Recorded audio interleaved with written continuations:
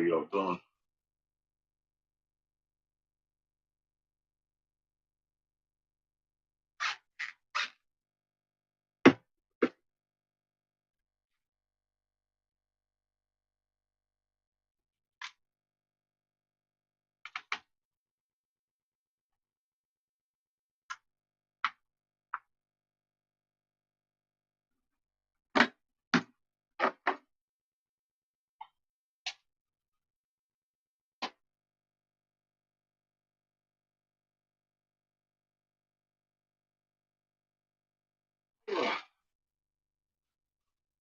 We've been working on my chess set again today. Got the pawns all finished and capped up.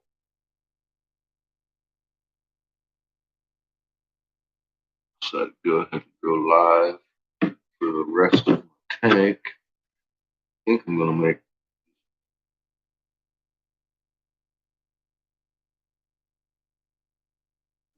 probably just gonna make spoons.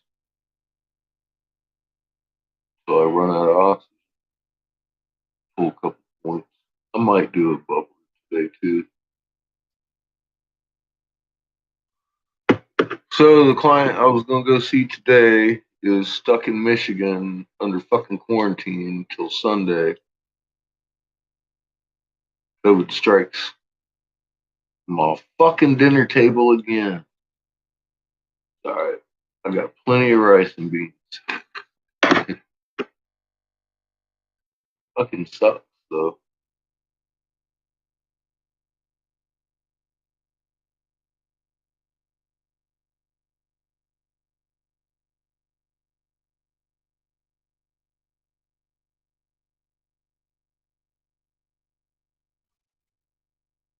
What sucks the most is we're allowing our fucking government to do this over fucking flu season.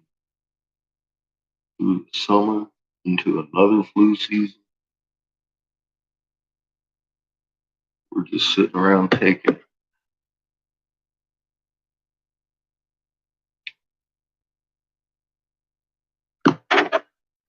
What's up, John? How you doing?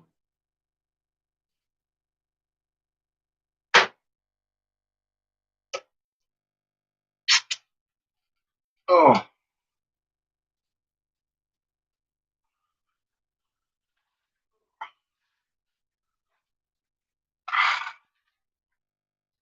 You at work? Yeah, me too. Imagine that. I'm gonna be working a bit. Just take a little break.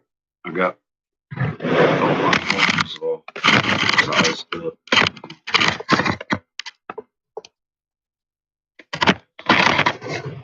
Done. I'm doing pretty good. A little bit better than yesterday.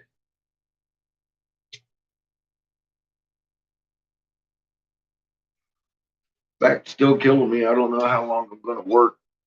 I'm gonna try and eat up my tank.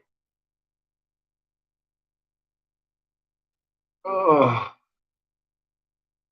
it probably is this chair. No, it was my fucking car seat at first.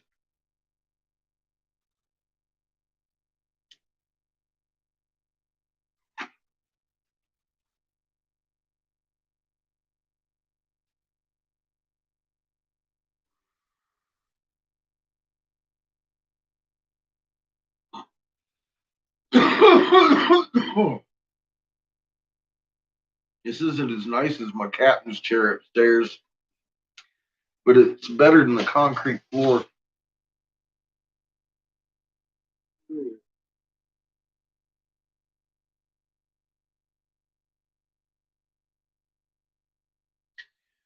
Look, I'm gonna go make myself a sandwich real quick for lunch. It's about that time. It's fucking noon. Put on the end of days here. Keep you company for about 2 minutes. Then the glow vanished and the fire went out. All that had fallen was turned to ashes. Cool. All that I'll be from back. launching of a rocket ship? Here, I get something. That sounds like, see, that's why some of this stuff is strange to me, because that, to me, in the description of that on the previous page, is it being in a missile silo. didn't sound like a rocket ship to me. This sounds like nuclear missile silos, as we would know. Because that just doesn't make any sense. You know, the heavens shrieked and the earth boomed, and though it was daylight and dawning, darkness came. That doesn't sound like a rocket ship blasting off. That sounds like a nuclear weapon going off. Lightning flashed, a flame shot up, the clouds swelled, and it rained death. That's not, come on, Sitchin, that's not just a rocket ship launching. That's an underground nuclear missile silo. No wonder they're so worried about people in the Middle East getting nuclear weapons. Probably afraid they'll unleash some fucking Sumerian shit. Probably what Dinner Jacket's got under his hat in Iran right now. It's probably what he's got. He's probably got some fucking Anunnaki nuke, and the fucking New World Order shitting himself scared over this shit. Discovered, odd and undeterred, the next day, Gilgamesh and Enkidu discovered the secret entrance that had been used by the Anunnaki, but as soon as they entered it, they were attacked by a robot-like guardian who was armed with death beams and a revolving fire. They managed to destroy the monster and relaxed by a brook, thinking that their way was in the clear. But when they ventured deep into the cedar forest, a new challenger appeared, the Bull of Heaven. Unfortunately, the sixth tablet of the epic is too damaged for the lines describing the creature and the battle with it to be completely legible. The legible portions do make it clear that the two comrades ran for their lives, pursued by the Bull of Heaven all the way back to Uruk. It was there that Enkidu managed to slay it. The text becomes legible where the boastful Gilgamesh, who cut off the bull's thigh, called the craftsmen, the armorers, and the artisans of the Uruk to admire the bull's horns. The text suggests that they were artificially made. Each is cast from 30 minus of the lapis. The coating of each is 2 fingers thick. So when they slayed this thing, it was actually like what they slayed was some kind of, artificial creation as well. It's a robot or some kind of other not natural creature.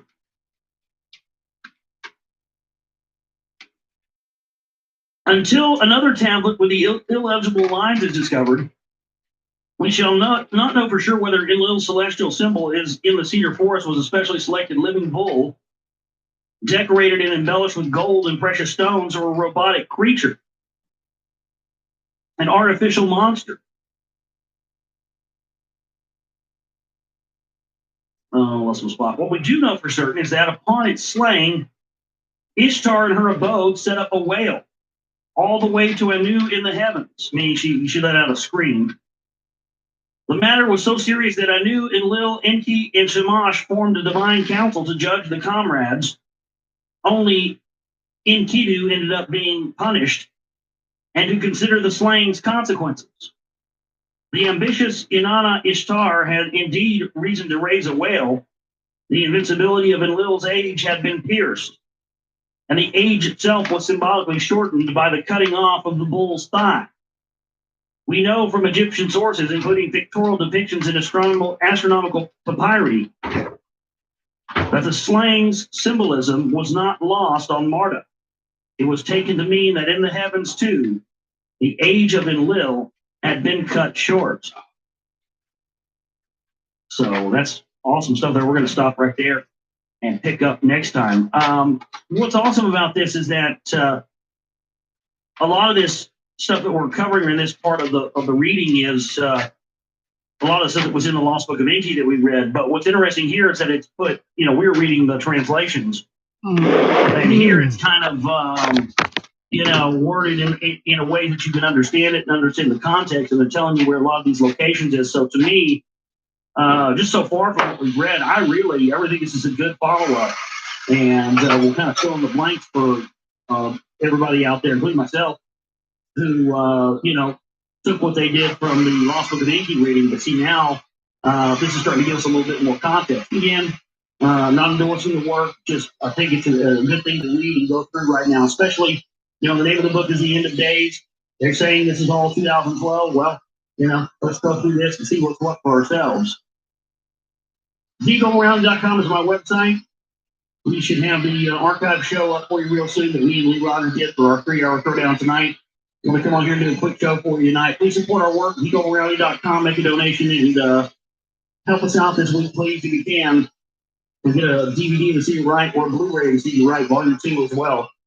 My name's Josh Reeves. I love each and every one of you, and you have a great one. Take care.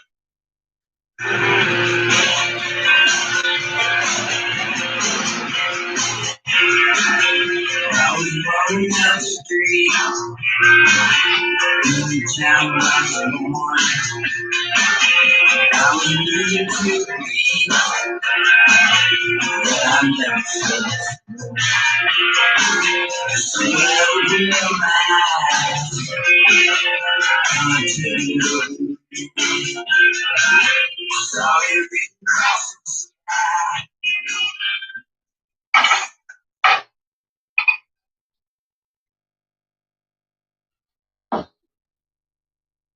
In front of me here, and we're reading from the end of Days.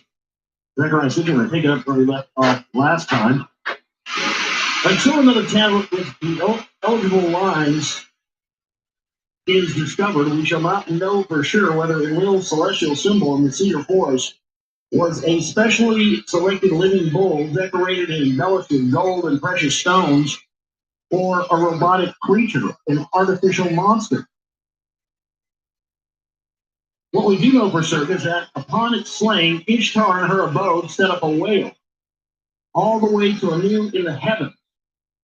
The matter was so serious that Anu, Enlil, Enki, and Shamash formed a divine council to judge their comrades. Only Enkidu ended up being punished and to consider the slaying's consequences. The ambitious Inanna, or Ishtar, had indeed reason to raise a whale. The invincibility of Enlil's age had been pierced, and the age itself was symbolically shorted by the cutting off of the bull's thigh. Marduk's attempt to establish an alternative space facility was not taken lightly by the Imlalites. The evidence suggests that Enlil and Ninurta were preoccupied with establishing their own alternative space facility, and on the other side of the earth, in the Americas, near the post-diluvial sources of gold. This absence, together with the Bull of Heaven incident, ushered in a period of instability and confusion in their Mesopotamian heartland, subjecting it to incursions from neighboring lands. People called Gutians and the Elamites came from the east. Semitic-speaking people came from the west. But while the Easterners worshipped the same Emilite gods as the Sumerians, the Amuru, the Westerners, were different. Along the shores of the Upper Sea, the Mediterranean, and the lands of the Canaanites, the people were beholden to the Enkiite gods of Egypt. Therein lay the seeds, perhaps to this day, of holy wars undertaken in the name of God, except that different peoples had different national gods. Right, because these motherfuckers were going everywhere, setting themselves up as gods, setting up little franchises everywhere they went. And then warring over which franchise was the best. Gee, that sounds like our corporate model to this day. Feel weird. It looks weird. Seems weird. Dog won't stop acting weird. It was Inanna who came up with a brilliant idea. It can be described as, if you can't fight them, fight them. One day, as she was roaming the skies in her sky chamber, it happened circa 2360 BCE, she landed in a garden next to a sleeping man who caught her fancy. And my friend Telfire, I wish all I had to do was fart.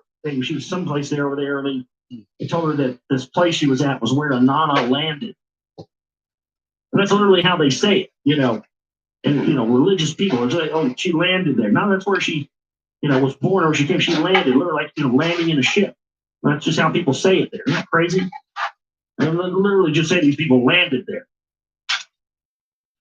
She landed in a garden next to a sleeping man who caught her fancy. She liked the sex. She liked the man, and he was a Westerner speaking a Semitic language.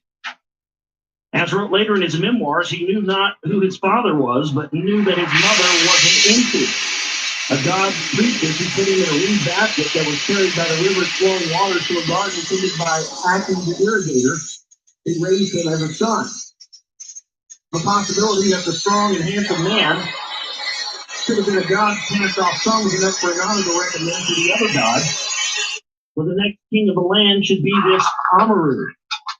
When they agreed, she granted him the epitaph name Sharu-Kin, the old cherished title of the Sumerian kings. Not stemming from the previous recognized royal Sumerian lineages, he could not ascend the throne in any one of the olden capitals, and a brand new city was established to serve as his capital. It was called the Agade, the Union City. Our textbooks call this King Sargon of Akkad, and his Semitic language Akkadian. His kingdom, which added northern and northwestern provinces to ancient Sumer, was called Sumer and Akkad. Sargon lost little time in carrying out the mission for which he was selected, to bring the rebel lands under control. Hymns to Inanna, henceforth known by the Akkadian name Ishtar,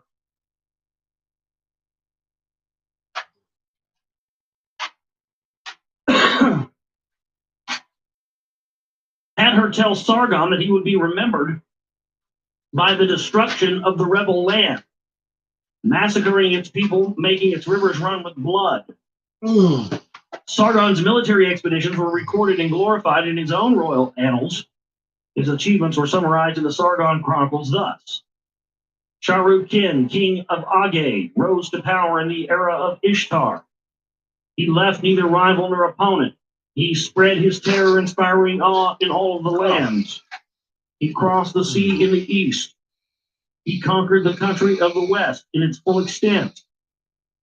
The boast implies that the sacred space-related site, the landing place deep in the country of the west, was captured and held on behalf of Inanna or Ishtar, but not without opposition.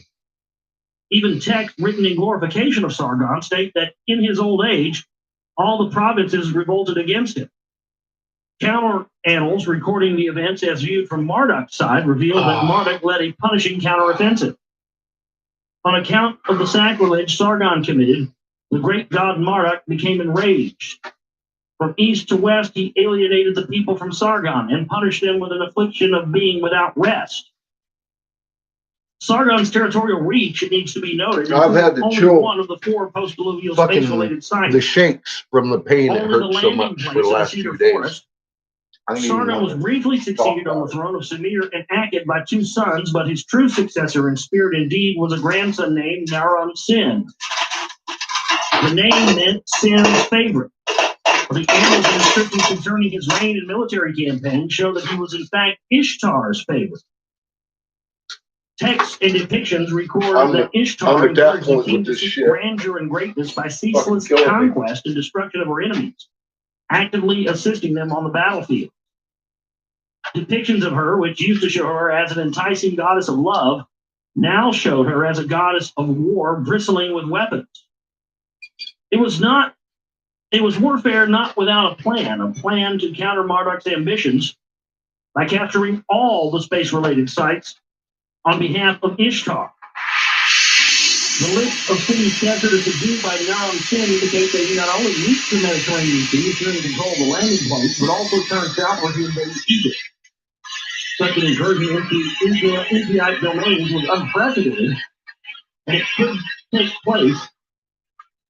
A careful reading of the records reveals because Inanna and Ishtar had formed an unholy alliance with Nergal. And when I was in the world's largest Masonic cathedral in Guthrie, Oklahoma, they had an Assyrian room there. I got pictures of it. And it was closed to the public at that time because the renovations on it. And the guy who was leading the tour was Mason. And we told him we came all the way from Dallas. And he said, well, you know what? I'll take y'all in there and let y'all see it. We see came in and see it. And I got pictures of it because there was the pictures of Nerdle on the wall.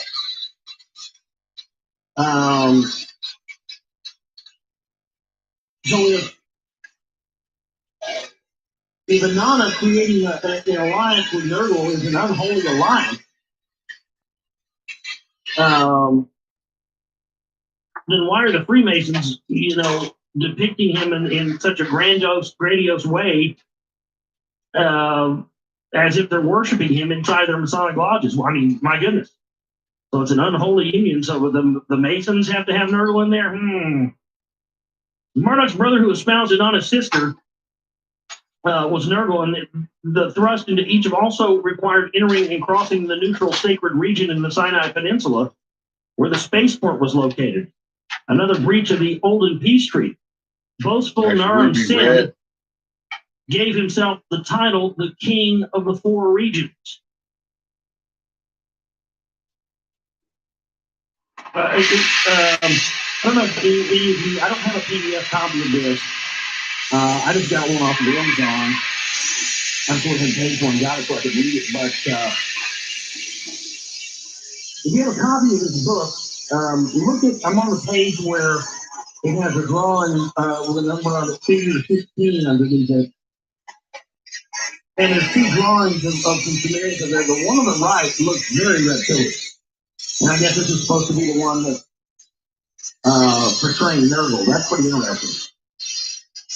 We can hear the protest of the Kinkies and read texts that support Marduk's warnings. It was all more than even the Israelite leadership could condone. A long text known as the Curse of the Agade, which tells the story of the Akkadian dynasty, clearly states that this end came about after the crowning of the forehead of Enlil. And so the word of Enkur, the decision of Enlil from his temple in the Tur, was to put it to an end. The word of Enkur was upon Agade, to be destroyed and wiped off the face of the earth. Naram Sin's end came circa 2260 BCE. Texts from that time report that troops from the territory in the east, called Gutium, loyal to Ninurta, were the instrument of divine wrath. Agade was never rebuilt, never resettled. That royal city, indeed, has never been found. I'm saying right now, I don't feel like talking about it's pain in my fucking ass. And those kind of things that make me wonder if that's what, literally places like the Rock Wall that have been covered up in the United States could be. These ancient sites that were wiped off, and the rulers don't want them to be every bit of life a lot of fun today. The saga of Gilgamesh at the start of the third millennium BCE and the military forays of the Akkadian kings near the end of that millennium my shit usually provide a clear background for that millennium's events. The targets were the space-related sites, but by Gilgamesh to attain the gods. Usually when it does hurt, I lay down. I haven't been laying down either. Without doubt, it was Marduk's Tower of Babel attempt that placed the control of the space-related sites at the center of the affairs. I haven't exactly been accomplishing a whole lot either. As we shall see, that centrality dominated much, if not most, of what took place later.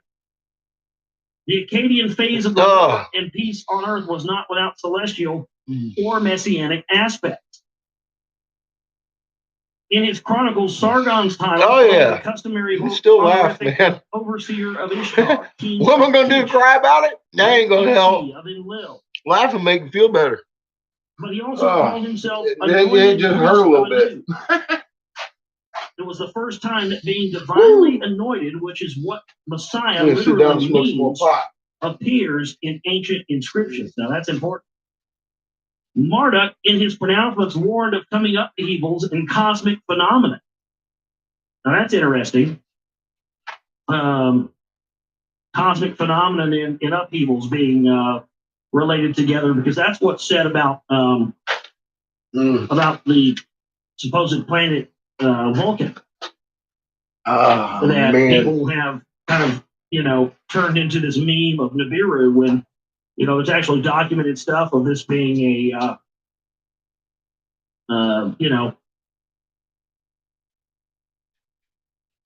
thing. It's a thing. An actual thing. I'm sorry, I lost track here. The day shall be turned into darkness. The flow of the river water shall be disarrayed. The land shall be laid to waste. You tell I've heard this a couple of times. I knew what he was going to say. It's a thing. And then expected a coming apocalyptic time. So that's an interesting thing. So during the time period that was happening, when we were living in now, it was happening during the BCE time. They were makes you want to smack somebody, Johnny. I ain't sure who to hit though. Well, that's the end of chapter 2. I just need to keep stretching it a little bit every now and again. Work kinks out. Keep moving. In the annals of men on again. Earth, the 21st century BCE saw in the ancient Near East one of the civilization's most glorious chapters. Fuck. Known as the Ur-3 period, it was at the same time the most difficult and crushing one, for it witnessed the end of Sumer in a deathly nuclear cloud. It did. But after that, nothing was the same. It wasn't. Those monumentous events, as we shall see, were also the root of the messianic manifestations that centered on Jerusalem when BCE turned to AD some 21 centuries later. The historic events of that Creator all said, give them back their planet, and they went out and killed us again. Had their roots in what had been taken place before. Of that, the year 2160 BCE is a date worth remembering. The annals of Sumer and Akkad from that period. That's some ego. Motherfucking Marta shows up with guns and says, I'm the boss here, and then they kill us because changes of political religious he did that. Like, fuck, dude, what do you want us to do? You got a motherfucker standing here with a gun at your head talking about, I'm the boss. What are you going to do? You're going to be like, all right, you the boss. And then they come and kill you because you said, all right, he's the boss. It's fucking ignorant. It's a fucking ego. They blame the fucking people for what they do every fucking time. Ammon, also written Ammon or Amen. Ammon. The date of 2160 BCE is considered by Egyptologists to mark the beginning of what is designated the first intermediate period, a chaotic interval between the end of the Old Kingdom and the dynastic start of the Middle Kingdom. During the 1,000 years of the Old Kingdom, when the religious political capital was Memphis in Middle Egypt, the Egyptians worshipped the Ptah pantheon, erecting monumental temples to him, to his son Ra, and to their divine successors. The famed inscriptions of the Memphis Pharaohs glorified the gods and promised an afterlife for the kings. Reigning as the gods' surrogates, those pharaohs wore the double crown of Upper, the upper, the southern, and the lower northern Egypt, signifying not just the administrative, but also the religious unification of the two lands.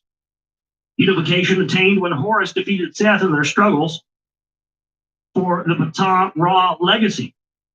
And then in 2160 BCE, that unity and religious certainty came crashing down.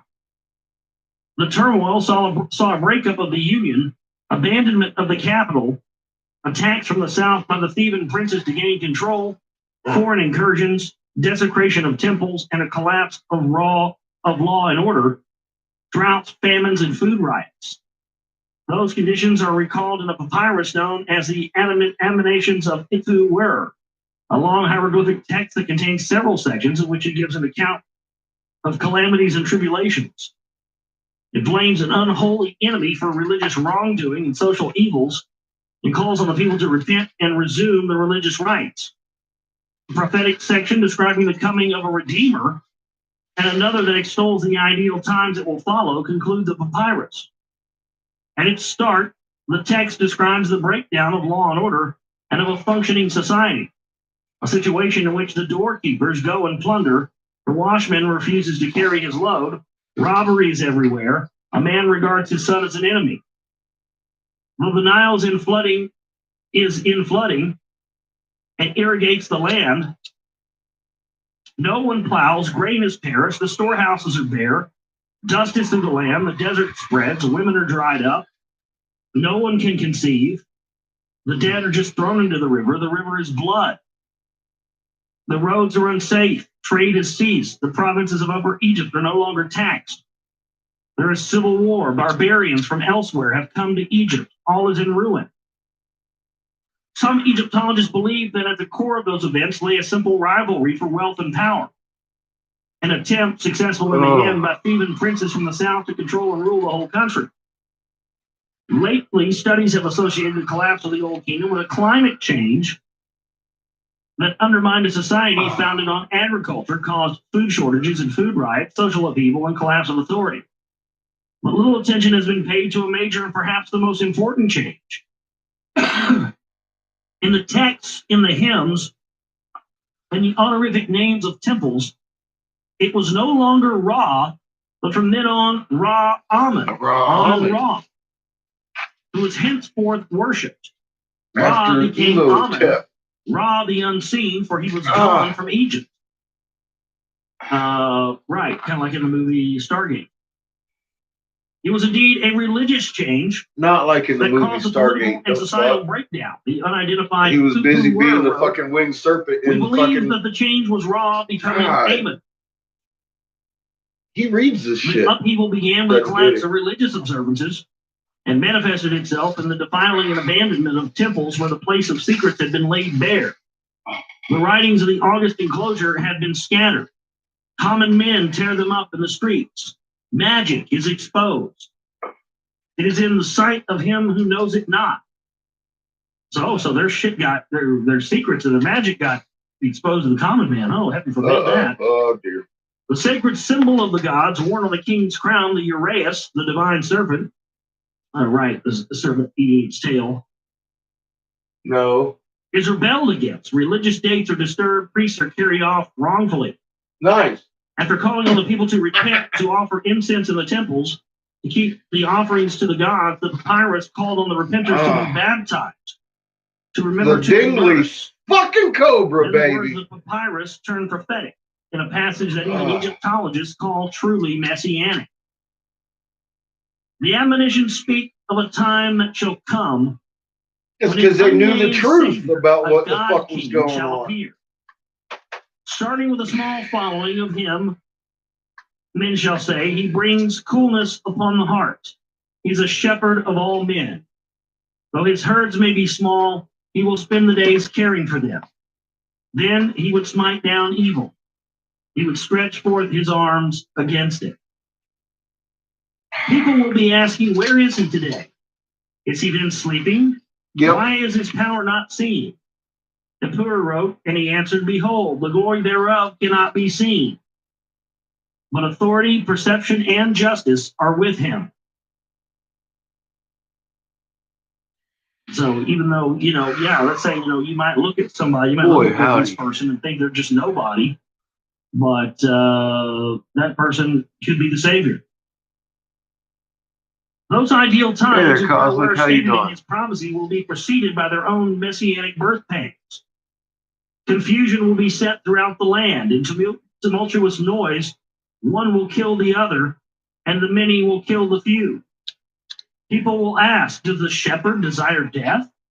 No, he answered, it is the land that commands death. But after years of strife, righteousness, and proper worship, you said good already. This, the papyrus concluded, was what Upper said when he responded to the majesty of the All-Lord. If not just the description of events in the Messianic prophecies, but also the choice of wording in that ancient Egyptian papyrus, there is more to come. Still. Scholars are aware of the existence of another prophetic Messianic text that reached us from ancient Egypt, but believe that it was really composed after the events and only pretends to be prophetic by dating itself to an earlier time. To be specific, while the text purports to relate prophecies made at the time of Sneferu, a 4th dynasty pharaoh circa 2600 BCE, Egyptologists believe that it was actually written at the time of Amenhotep I of the 12th dynasty circa 2000 BCE. After the events that it pretends to prophesy, even so, the prophecies can certainly confirm those prior occurrences, and many details in the very wording of the predictions can be best described as chilling. The prophecies are purported to be told to King Sneferu by a great seer priest named Neferrahu, a man of rank, a scribe, competent with his fingers. You need a hammer. Summoned to the king to foretell the future, Neferrahu stretched forth his hand for the box of writing equipment. He drew forth a scroll of papyrus, and then began to write what he was envisioning in a Nostradamus-like manner. Behold, there is something about which men speak. It is terrifying. What will be done was never done before. The earth is completely perished. The land is damaged. No remainder exists. There is no sunshine that people could see. No one can live without the covering clouds. No one can live without the covering clouds. The earth is completely perished. The land is damaged. No one can live without the covering clouds. What, like chemtrails? something happens and the sun or an event we do with nuclear weapons or something like that. Have a good one, Johnny. And we damage What's up, our Catherine? atmosphere, and we have to, spray these. I got the kick out of your neck, awesome. That's pretty unbelievable. That is pretty fucking chilly, if you ask me. I mean, he's right there. Wow. No one can live without the covering clouds. The south wind opposes the north wind. The rivers of Egypt are empty. Ra must begin the foundations of the earth again. Before Ra can restore the foundations of the earth, there will be invasions, wars, bloodshed. Yeah, then a new era. I do exercises and stretches too every day, but not when I'm injured, or not when my injury is swollen like it is right now. Then it is that a sovereign. My whole back's swelled up like a little football. The unknown, the triumphant, he will be called. The Son Man. The Son Man will be his name forever and ever. I got a degenerative disc will be driven out. Right there in my hip. Justice in its place will come. The people of his time rejoice. Like I said, it ain't never hurt this many days in a row. It is astounding to find such messianic prophecies of apocalyptic times and the end of wrongdoing that will be followed by the coming, the return of peace and injustice. For a long time. A papyrus text written some 4,200 years ago, it is chilling to find them in terminology that is familiar from the New Testament about an unknown, the triumphant degenerative discs. It is, they're worse than a herniated. In millennia spanning interconnected events. I'm just hoping this ain't permanent. Chaos, the new normal. Defiling of temples and confusion as to where the capital I don't think it is. And who should be king followed the end of the Sargonic era of Ishtar in 2260 BCE. Boy. For a while, the only safe haven in the land was Ninurta's cult center, Lagash, from which the Gudian foreign troops were kept out. All they gonna do is give me painkillers, Captain. Ninurta decided to reassert his right to the rank of 50 by instructing the then king of Lagash, Gudia, to erect for him in the city's Gersu, the sacred precinct, a new and different temple. Ninurta, here called Ningersu, Lord of the Gersu, already had a temple there, and as well a special enclosure for his divine blackbird or flying machine. Yeah, the divine blackbird, the fucking Klingon bird of prey. I'm telling you, man, it's all going to come out in the end. We're all going to find Kelly, out. Kelly, there's the 7 cities. There's the 7 cities of gold. There's the 7 mansions. There's the 7 whatever dirty motherfuckers in the universe we could have been seeing. And I've done several videos extensively on them. Right, so we're all fucking part Klingon. That's just fucking wonderful. You know, nothing I've ever found in my research has pissed me off. And that, fuck Klingons, man. Klingon, that really explains everything for me now. I don't know why we're so fucked up as a people on this planet. We're fucking Klingons. You like your pain mat? This is my pain mat. I'm working it. Man. That really explains a lot. We're seeded from Klingons here on Earth. That's why we're so retarded. That's why we fuck everything up. Cloaked planes can't save us from fucking up our planet. Where did I leave off? Yet the building of the new temple required special permission from Enlil, which was in time granted. We learn from the inscriptions that the new temple had to have special features linking it to the heavens, enabling certain celestial observations. To that end, Ninurta invited to Samir the god Ningazita, Thoth. Overall, they'll give me a Demerol shot in the ass. And after the fucking Demerol wears off, the pain in my ass would be more than the fucking back. Was the brother whom Marduk forced into exile circa 3100 BCE. I wiggle and tense up for shots. The amazing circumstances they never do well with me. Planning, construction, and dedication of Ninu, the house of Temple of 50, are told in great detail in Gudea's inscription. They were also unearthed in the ruins of Lagash, a site now called Tello, and were quoted at length in the Earth Chronicles book. What emerges from that detailed record inscribed on 2 clay cylinders in clear Sumerian cuneiform script is the fact that from announcement to dedication, every step and every detail of the new temple was dictated by celestial aspects. Those special celestial aspects had to do with the very timing of the temple's building. It was the time, as the inscription's opening lines declare, when, quote, in the heavens, destinies on earth were determined. At the time when in heaven destinies on earth were determined, Lagash shall lift its head heavenward, in accordance with the great tablet of destinies, in favor of Ninurta declared. That special time when the destinies on earth are determined in the heavens is what we have called celestial time, the zodiacal clock. That such determining was linked to equinox becomes evident from the rest of Gudea's tale, as well as from Thoth, Egypt. I wouldn't be too worried about the balancer of day I'm all and right. night. Who draws the cord for orienting a new temple? Such considerations continue to dominate the project from start to finish. And I'm healthy as an ox. Just got a little tweak in my back. It just says figure 17 on the exactly page. But anyway, we're bookmarks right there, a nifty bookmark, and stuff right there. Wow, good stuff, man. Like I said so far, I really enjoyed some pressure, but having it kind of put in regular terms instead of just reading the, what do you call it, the interpretations of it. It's you get a lot more out of it. But I do have to say that the correlation that he made between what was going on in the BCE time period and what's going on now have these interesting correlations, and the fact that they were we'll make another raw bubbler. Pointing temples to it. But again, first. These equinoxes and these rising alignments, these are things that the ancients do. And for some reason, during these times, we supposedly start to see massive shifts. Because we got suns coming in, bro. Consciousness and in human form. So, like Lee asked me the other night on the show about 2012, and said to me, that's still the most fascinating thing, because you really have to stick with stuff that's quantifiable and provable, but they don't want you to focus on that. They want you running around, worrying about if the Nibiru is going to come, knocking, you're going to come and slave us again or something. Oh, I don't drink. Anyway, Catholic. I don't do that either. End of days.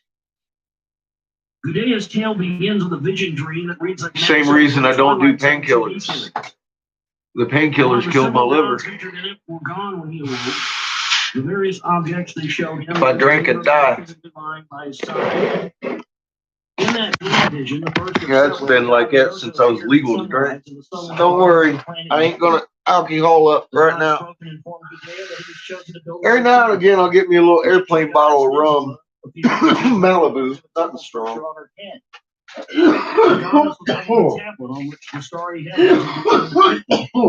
And the stylus you get pointing to the favorable celestial constellation. A third god, every now and again, i.e. Thoth, on the tablet of lapis lazuli on which a structural plan was drawn. He also held a clay brick, a mold for brickmaking, and a builder's carrying basket. When Gudea awoke, the three gods were gone, but the architectural tablet was in his lap, and the brick and mold were at his feet. Okay. Gudea needed the help of an oracle goddess and two more vision dreams to understand the meaning of it all. In the third vision dream, he was shown a holographic-like animated demonstration of the temple's building, starting with the initial alignment with the indicated celestial point, the laying of foundations, the molding of bricks, the construction all the way up step by step. Both the start of construction and the final dedication ceremony were to be held on signals from the gods on specific days. Both fell on the New Year's Day, which meant the day of times. The temple raised its head in the customary 7 stages, but unusually for that flat-top Sumerian ziggurat, its head had to be pointed, shaped like a horn. Gudea had to place upon the temple's top a capstone. Its shape is not described, but in all probability, and judging by the image on Nisab's head, it was in the shape of a pyramidion, in the manner of the capstones on the Egyptian pyramids. And the pyramidion is an interesting thing in Egyptology because It was only discovered not too long ago, before the distant past, and they found both pi and the golden ratio within the Pyramidion, and everybody thinks the Pyramidion is just a capstone that wasn't placed there, but actually what it is it's actually a model, a replica model, a small scale version of a pyramid in the style of the Great Pyramid, and because the measurements of pi and golden ratio are accurate in the small version, you can also apply that to any size you want using the same mathematics, and using that small little model, the Pyramidion, build as many pyramids as you wanted based on the mathematics in the pyramid. So that's what it is. It's kind of like a master key. Moreover, rather than leave the brickwork exposed as was customary, Gudea was required to encase the structure with a casing of reddish stones, increasing its similarity to an Egyptian pyramid. The outside view of the temple was like that of a mountain set in place. Raising a structure with the appearance of an Egyptian pyramid had a purpose becomes clear from Ninurta's own words. The new temple, he told Gudea, will be seen from afar. Its awe-inspiring lamps will reach the heavens. The adoration of my temple shall extend to all the lands. Its heavenly name will be proclaimed in countries from the end of the earth. In Megan and Malahua, it will cause people to say, Ningershu, the Lord of the Gersu, the great hero from the lands of Enlil, is a God who has no equal. He is the Lord of all of the earth. Megan and Malahua were the Sumerian names for Egypt and Nubia, the two lands of the gods of Egypt. The purpose of the Yeninu was to establish even there in Marduk's lands Ninurta's unequal lordship, a God who has no equal, the Lord of all the earth. Proclaiming Ninurta rather than Marduk's supremacy required special features in the Yeninu. The ziggurat entrance had to face the sun precisely in the east rather than the customary northeast. In the temple's topmost level, Gudea had to erect a Shu Da Lam, where the shining is announced, the place of the aperture, the place of determining from which Ninurta and Nigershu could see the repetition over the land. It was a circular chamber with 12 positions, each marked with a zodiacal symbol, with an aperture for observing the skies, an ancient planetarium aligned to the zodiacal constellations. Zodiacal. In the temple's forecourt, linked to an avenue that faced sunrise, Gudea had to erect 2 stone circles, one with 6 and the other with 7 stone pillars for observing the sky. Since only one avenue is mentioned, one assumes that the circles were one within the other. As one studies each phrase, terminology, and structural detail, it becomes evident that what was built in Lagash with the help of Ninguzia Toth was a complex yet practical stone observatory, one part of which, devoted entirely to the zodiacs, reminds one of the similar ones found in Dendera, Egypt. And the other here to observing celestial, in Dendera, the Temple of Hathor. Inside, that's actually where the oldest known zodiacal wheel is depicted. It's inside the Temple of Hathor, Dendera, and it's thousands of years before we're said to have had astrology. That's my man. If I go any place on earth, that's where I want to go. I want to write a book and make a movie about Temple Hathor and do it. Totally fascinating. There aren't any books written about it. There aren't any documentaries about it. There's a total blackout on it. They don't even talk about it on Ancient Aliens, even though they show it in the background of the intro. And the reason they won't talk about it is because if you really study and look at the pictures, the whole thing is dedicated to genetic manipulation. I mean, they admit everything in the Temple of Hathor. They show these machines they have for making physical plane bodies that the spirits can manifest themselves in. The thing is built to the scale of giants. I mean, there's a picture. You can go to Google Images and type in Temple of Hathor and scroll through the pictures. You'll find eventually find a picture. It's a little Egyptian man, and he's seated on this pillar.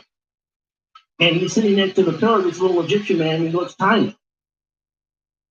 And then you realize, oh, wait, that's inside the temple of Hathor Dendera. And then you notice that there's stuff on the ceiling, painted, fully detailed stuff. This thing was built to the scale of giants.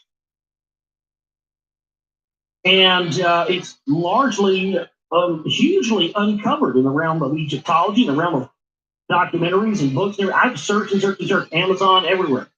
No books dedicated to even getting into any of the stuff in the Temple of Hathor. And again, you wouldn't have to have any of these ancient alien shows ever again if you just really got into what was in that place. And the other geared to observing celestial rising and setting a virtual Stonehenge on the bank of the Euphrates River.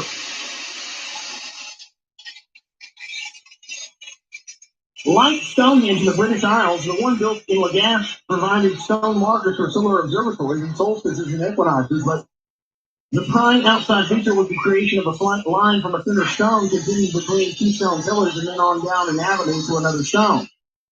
Such a sightline, precisely oriented when planned, enabled determining at the moment of urantial rising in which zodiacal constellations the sun was appearing. And that, determining the zodiacal age through precise observation, was the prime objective of the whole complex facility. In Stonehenge, the slight line ran and still runs from the stone column called the altar stone in the center through two stone columns identified as Sargon stones, numbers 1 and 30, and down the avenue to the so-called heel stone. It is generally agreed that the Stonehenge was a double bluestone circle, and the heel stone of what is designated Stonehenge 2 dates to between 2200 and 2100 BCE. Horse is going to turn That was also red. the time, perhaps more accurately, really in 2160 BCE, when the Stonehenge Right. on the Euphrates was built. And that was no chance coincidence. Like those two zodiacal observatories, other stone observatories proliferated at the same time in other places on Earth. At various sites in Europe and South America, on the Golan Heights of northeast of Israel, even in faraway China, where archaeologists discovered in the Shanxi province a stone circle with 13 pillars aligned to the zodiac, dating to 2100 BCE. Turns it red. Oh. They were all deliberate countermoves by Ninurta and Ningazita to Marduk's divine chess game, to show mankind that the zodiacal age was still the age of the bull. Various texts from that time, including an autobiographical text by Marduk and a longer text known as the Era Epos, shed light on Marduk's wanderings away from Egypt. Oh, what's up, Alexander? How you doing? Hi, Katniss. And Nicholas, everybody else. His demands and actions assumed an urgency and ferocity Sorry if I because don't of the bend over too conviction that much. his time for supremacy having had come. issues. The heavens bespeak my glory as Lord was his claim. I'm still just trying to get some because shit he announced the age of the bull, the age of Enlil was over. The age of the ram, Marduk's zodiacal age, had arrived. Deliciousness. It was just as Ninurta had told Gudea, the time when in the heavens destinies on earth were determined. The zodiacal ages, it will be recalled, were caused by the phenomenon of precession, the retardation in Earth's orbit around the sun. The retardation accumulates to 1 degree out of 360 in 72 years. An arbitrary division of the grand circle into 12 segments of 30 degrees for each my other chess means set. that mathematically the zodiacal calendar shifts from one age to another as I said, every 2,160 years. Since the deluge occurred, according to Sumerian texts, in the age of the lion, our zodiacal squares were like 2.5 inches big. This looked funny sitting there. I was like, timetable emerges if in this mathematically determined 2,160 year zodiacal calendar. This is made for a standard chess set. This one here is made for a handmade chess set. I should have looked at the chess board first. 800 to 8640 BCE, the age of the lion, Leo. I got a nice cheap chess set. 8640 to 6480 BCE, the age of the This cat, one's already Cancer. paid for though. Anna prepaid for it because she felt bad about that one being so small. Twins, Gemini. I was like, don't worry about it. 2160, the age of the bull, Taurus. I sell it And cheap. 2160 to 0 BCE, the age of the ram, Aries. But yeah, setting aside the neat end result that synchronizes with the Christian era, one must wonder whether it was mere coincidence. My queens were about the right size for the fucking chess set. I was like, damn it. Just when, according to the above zodiacal calendar, the age cool, of the thank you. I got a whole set over there. Queens, kings, all that not. stuff. Certainly Marduk did not think so. The available evidence suggests that he was sure that according to celestial time, his time for supremacy, his age had arrived. Modern studies of Mesopotamian astronomy indeed confirm that the zodiacal circle degrees each, a mathematical rather than an observational division. The various texts we have mentioned indicate that as he moved about, Marduk made another foray into the Elolite heartland, arriving back in Babylon for the reckoning of followers. Rather than resort to armed conflict,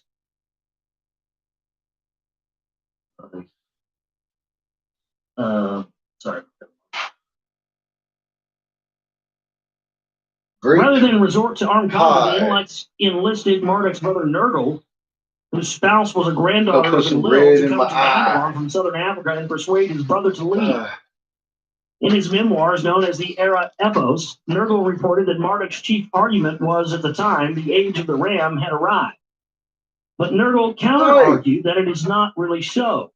Fuck me. The Helaical rising, he told Marduk, still occurs in the constellation of the bull. Enraged, Marduk questioned the accuracy of the observations. What happened to the precise and reliable instruments from before the deluge that were installed in your lower world domain? They got washed out, dumbass. From Nergal. Nergal explained that they were destroyed by the deluge. Come and see for yourself. Which constellation is seen at sunrise on the appointed day, he urged Marduk. Whether Marduk went to Lagash to make the observation, we do not know, but he did realize the cause of the discrepancy. While mathematically the ages changed every 2,160 years, in reality, observationally, they did not. The zodiacal constellations in which stars were grouped arbitrarily were not of equal size. Some occupied a larger arc of the heavens, some smaller, and as it happened, the constellation of the Ram was one of the smaller ones, squeezed between the larger Taurus and Pisces. As it happened. Celestially, the constellation Taurus, occupying more than 30 degrees of the heavenly arc, lingers on for at least another 2 seasons beyond its mathematical length.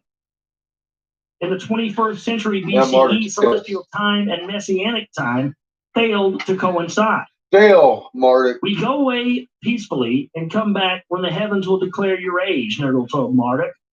Yielding to his fate, Marduk did leave, but did not go too far away. He didn't. And with him, as emissary, spokesman, and herald, his son, whose mother was an earthly woman. And that's the end of chapter 3. And our next chapter is chapter 4 of Gods and Demigods. Gods and Demigods. And so we will pick up on that one for you next time on the show. Yeah, very interesting. So I like how hey, Robert, how you sort of be getting into some of the galactic alignment stuff, because to me that's the real deal stuff, because that's the stuff that we know that people going back to Pythagoras knew about. All the mystery religions, all the secret societies, all known about galactic alignment and perception. It is galactic alignment. And there seems to be a lot of focus on that. So that's very interesting stuff, and hopefully we'll get more into that later on in the book. Problem is that a lot of people think that since people make the YouTube videos and the show now, a lot of people think that that's my channel, so they go comment on there and think that I'm seeing those comments and often I'm not. And they also think that that's the only outlet. Well, if you're listening to this on a YouTube video later on, please understand that this actually comes from a broadcasting radio network show, and it comes here from the Global Reality on my website, theglobalreality.com. And so if you're out there in YouTube land and you enjoy those YouTube videos that you think is a show, go to my website, theglobalreality.com, and click on something in the donations right there and help us out. But I want to be clear that, sometimes I can't send back emails to everybody, so I respond on the radio show, and I get flooded. And how come you never answer my question, you did? Well, that's because if you would actually follow the links and understand. I mean, I don't know. Maybe if you make YouTube videos, maybe it make it more apparent that this is originating from this show on this radio network, not just a YouTube video. You know what I mean? But anyway, Bradley says, "Hi there, Josh. I love your videos on YouTube about the Lost Book of Enki and others as well. Just wondering about what the cities of the Anunnaki may have looked like. Could it be possible that when man rebuilt those cities, I think that's what you read in those tablets in the book, do you think that maybe the Sumerians were trying to copy as best they could what they knew from legend about the Anunnaki after the flood deluge happened?" Well, no, because the Sumerians, supposedly the Sumerians were wiped out by some kind of nuclear weapon. They call them the weapons of terror. Kind of funny. That's what we call, not far off from what we call now. Supposedly they were wiped out. No, the Sumerians weren't operating off of some old information.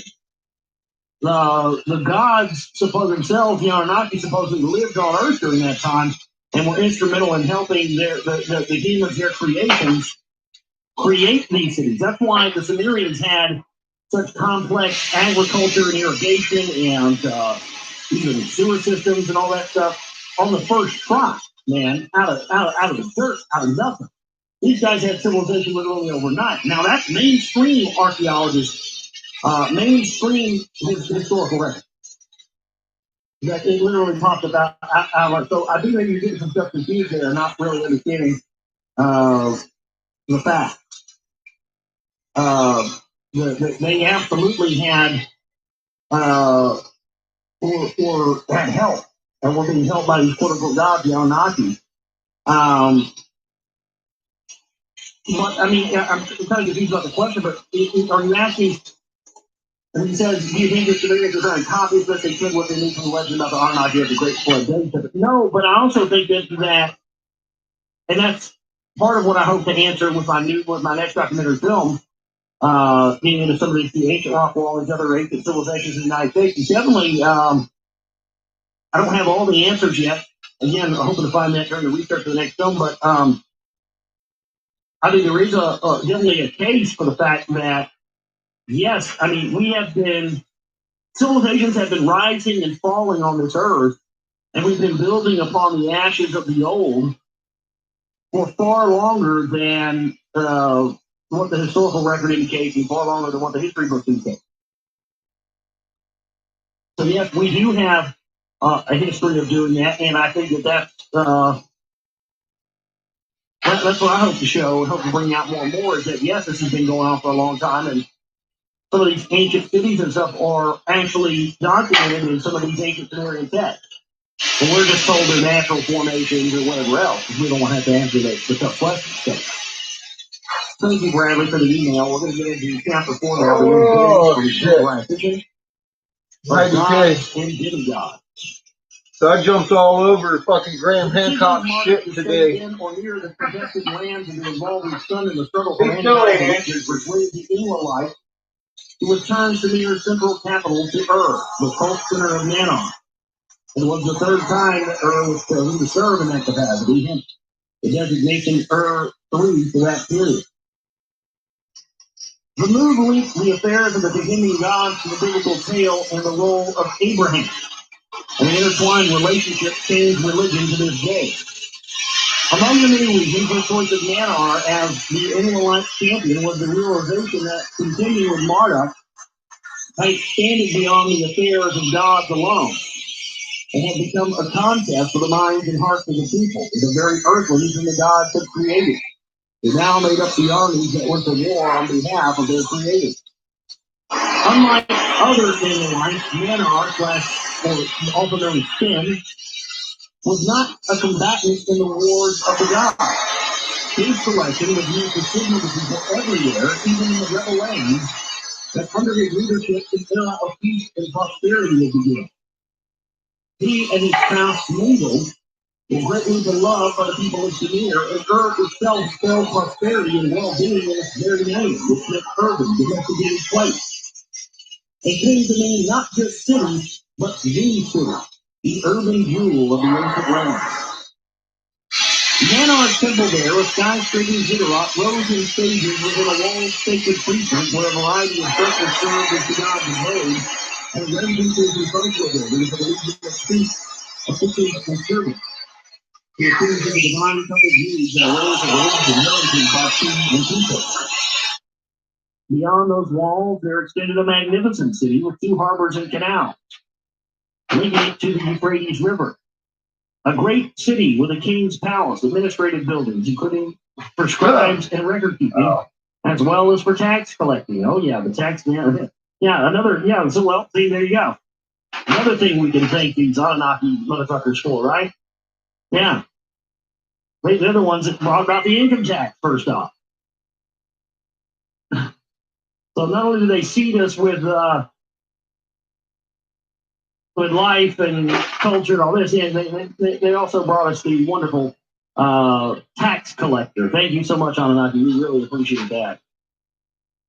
Multi-level private dwellings, workshops, schools, merchants, warehouses, and stalls, all in a wide street where, at many intersections, prayer shrines open to all travelers were built.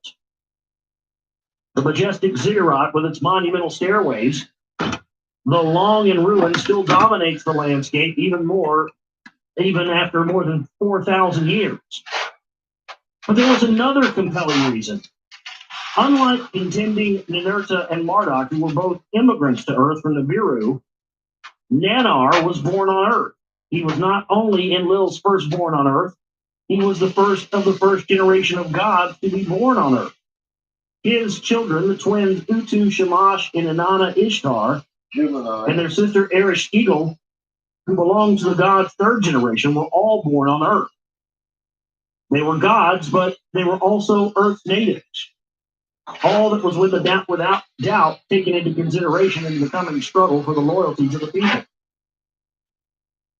The choice of a new king to restart a fresh kingship in from Sumer was also carefully made. Gone was the free hand given to or assumed by Inanna Ishtar, who chose Sargon, the Akkadian, to start a new dynasty because she liked his lovemaking. Now this shit just sounds like fucking Dune, doesn't it? Like Dune and Klingons from Star Trek all wrapped into one. Sargon, the Akkadian. I mean, come on. That sounds pretty close to,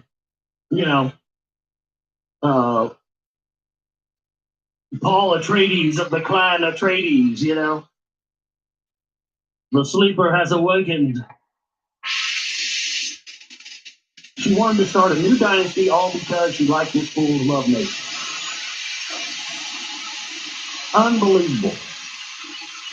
So you see, it's not just Inky that was going around pouring beer pictures of his sperm into any womb that was around at the moment.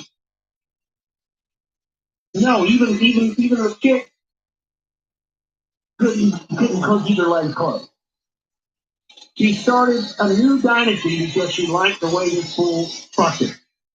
I think I like the way you fuck. Let's start a new civilization, shall we? Jesus Christ, can we go out on a second date, please? We were from first base to a fucking grand slam the first night, man. I mean, I know my dick's good, but goddamn. 30-something to want to start a new dynasty? You like the dick that much? Slow down, girl. Shit, let's go out to a fucking Olive Garden or something first before you start talking about let's start a dynasty. Shit, that's strong dynasty, words. Baby. I want a dynasty. A new king named Namu was carefully selected by Enlil and approved by Anu, and he was no mere earthling. He was a son, the beloved son of the goddess Ninsa. She had been the reader. She had been the reader we'll call the mother of Gilgamesh. Since this divine genealogy was restated in numerous inscriptions during Namu's reign, in the presence of Nanar and other gods, one must assume that the claim was factual. This made Namu not only a demigod, but, as was the case of Gilgamesh, 2/3 divine. Indeed, the claim that the king's mother was the goddess Ninsen placed Namu in the very same status as that of Gilgamesh, whose exploits were well remembered and whose name remained revered. The choice was thus a signal to friends and foes alike that the glorious days under the unchallenged authority of Enlil and his clan are back. Oh my God. All that was important, perhaps even crucial, because Marduk had his own attribute to appeal to the masses of mankind. That special appeal to the Earthlings was the fact that Marduk's deputy and chief campaigner was his son Nabu, who not only was born on Earth, but was born to a mother who herself was an Earthling. For long ago, indeed, in the days before the deluge, Marduk broke all traditions and taboos and took an Earthling woman to be his official wife. He did. Earthling women have a good thing, man. He did. We're in the whole galaxy knows that. Well, yeah, in some cases, not all cases. Oh, yeah. Still better than Anunnaki badge. Oh, that stuff. Yeah. You ever ate at Arby's before? The next time you go to Arby's, take one of their sandwiches and hold it sideways. Yeah, that's what Anunnaki badge looks like. Not that I've seen it or anything, but that's what I'm told. That young Anunnaki took Earthling females as wives should not come as a shocking surprise, for it's recorded even in the Bible for all to see, right? Yeah, maybe with the daughters of man. What is little known, even to scholars, because the information is found in ignored text and has to be verified from complex god lists, is the fact that it was Marduk who set the example that the sons of God followed. And it came to pass when the Earthlings began to increase in number upon the earth, and daughters were born unto them, that the sons of the Elohim saw the daughters of the Adam, that they were compatible. And they took unto themselves these wives of whichever they chose. Genesis 6:1-2. The biblical explanation of the reason for the Great Flood in the first 8 enigmatic verses of chapter 6 of Genesis clearly points to the intermarriage and its resulting offspring as the cause of the divine wrath. The Nephilim were on the earth in those days and thereafter too, when the sons of the Elohim came unto the daughters of the Adam and had children by them. My readers may recall that it was my question as a schoolboy of why Nephilim, which literally means those who have come down, who descended from heaven to earth, was usually translated as giant. It was much later that I realized and suggested that the Hebrew word for giant, Anakim, was actually a rendering of the Sumerian Anunnaki. The Bible clearly cites such intermarriage, the taking as wives between young sons of the gods, sons of the Elohim, the Nephilim, and female earthlings, daughters of the Adam, as God's reason for seeking mankind's end by the deluge. My spirit shall no longer dwell in man, for in his flesh they erred. And God repented that he had fashioned the Adam on earth and was distraught. And he said, let me wipe the Adam that I have created off the face of the earth. The Sumerian and Akkadian texts telling the story of the deluge explained that two gods were involved in that drama. It was Enlil who sought mankind's destruction by the deluge, while it was Enki who connived to prevent it by instructing, quote-unquote, Noah to build the salvaging ark. When we delve into the details, we find that Enlil's I've had it up to here anger on one hand, and Enki's counter efforts on the other hand were not just a matter of principle. For it was Enki himself who began to copulate with female earthlings and have children by them, and it was Marduk, Enki's son, who led the way to set the example for actual marriages with them. By the time their mission Earth was fully operative, the Anunnaki station on Earth numbered 600. In addition, 300 were known as Yuji, those who observed and see. So those are the watchers. So there we have a very clear definition of, you see the Nephilim referred to in the Bible, the watchers referred to, but the watchers are actually these Agigi, and that's their job. That's those who observe and see. They don't do anything else but just observe and watch and document what's going on. Those are the ones that are referred to as the watchers. They had planned a planetary way station on Mars and the spacecraft shuttling between the two planets. We know that Ninmah, the Anunnaki's chief medical officer, came to Earth at the head of a group of female nurses. Oh, boy. It's not stated how many they were or whether there were other females among the Anunnaki, but it's clear that in any event, females were few among them. Well, that's okay. Inky just went in his lab and whipped up some badge. He's like, fuck, there's hardly any women here. I mean, this is a total sausage fest. We got to do something about this. Now I'll just go in here and get my lab, whip up a little female there. Yeah, that's good. Yes, let's pour some seed into that real quick. The situation required strict sexual rules and supervision by the elders, so much so that according to one text, Inky and Ninmah had to act as matchmakers, decreeing who should marry whom. And Lil, a strict disciplinarian, himself fell victim to the shortage of females and date raped the young nurse. Yep, he did. Really, Zechariah? Really? You really got that much information? Did it really say that in the text? Did it really say that he date raped her? Yeah. I'd love to see that. I'd love to see that. You'll read it here in a minute. And Inky did slip his young victim a roofie. See? And he did slip her something else after that. There you go. Hot beef injection.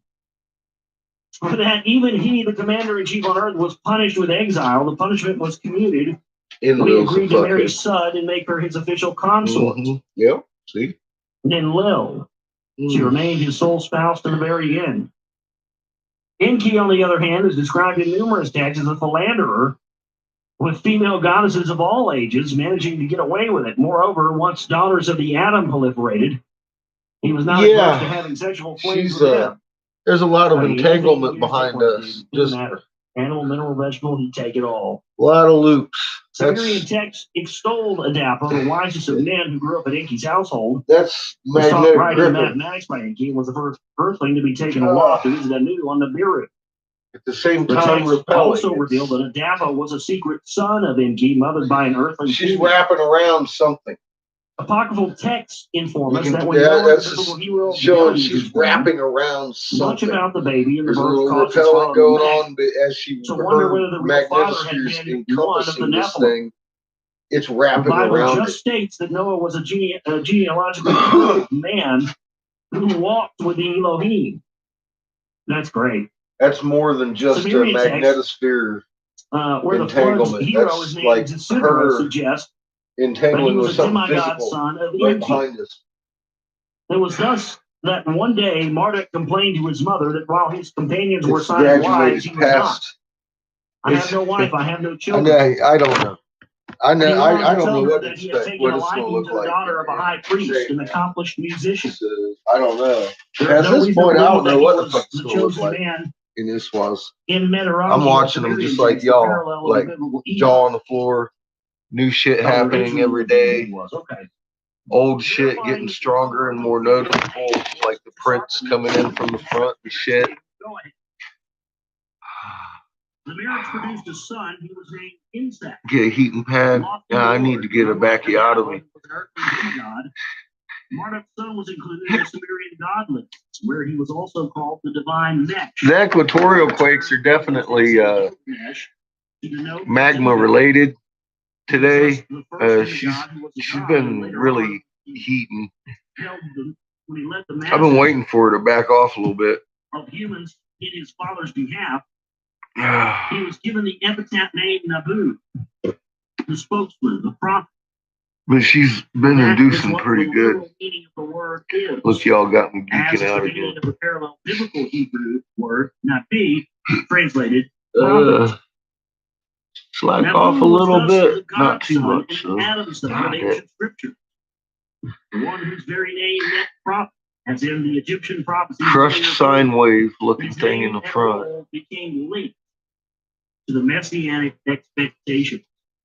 Raw tunic behind. So we're going to stop right there. That's a pescus advice, or whatever you call that. So far, esoteric shit. Some of the stuff we talked about on Lost Book of Inky, but a lot of roping and entanglement. Together a lot more, and it's going to be interesting to see where big one behind us, outside of lunar orbit. I just thought it was one of those fun things to read right about now. 90. 2012, and that motherfucker's pushing. The end of days, nothing new there. Right?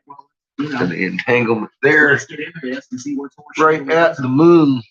So that's what we're doing. It's been right behind us in that same fucking spot forever. Roundy.com is our website. Please subscribe so we can continue, folks. We got a long way to go, a short way to get short time to get. And there's two, one here, closer. There are going to be any more shows. So help us out if you can. One right My there. name's Josh Reese. I know you can't even You see guys what have the a fucking great one. point that can you? I don't know how to share my fucking screens. So fuck off. I have no idea how to do it. I don't think you can on a live feed. I don't think you can do it. From Zachariah Stitchens. I mean, if I imagine you can if you have a different program, but not off of YouTube's. Damn, there's some compression going on there today. And here we go, chapter 5, countdown to So yeah, expect high fuckery, lots of boom booms.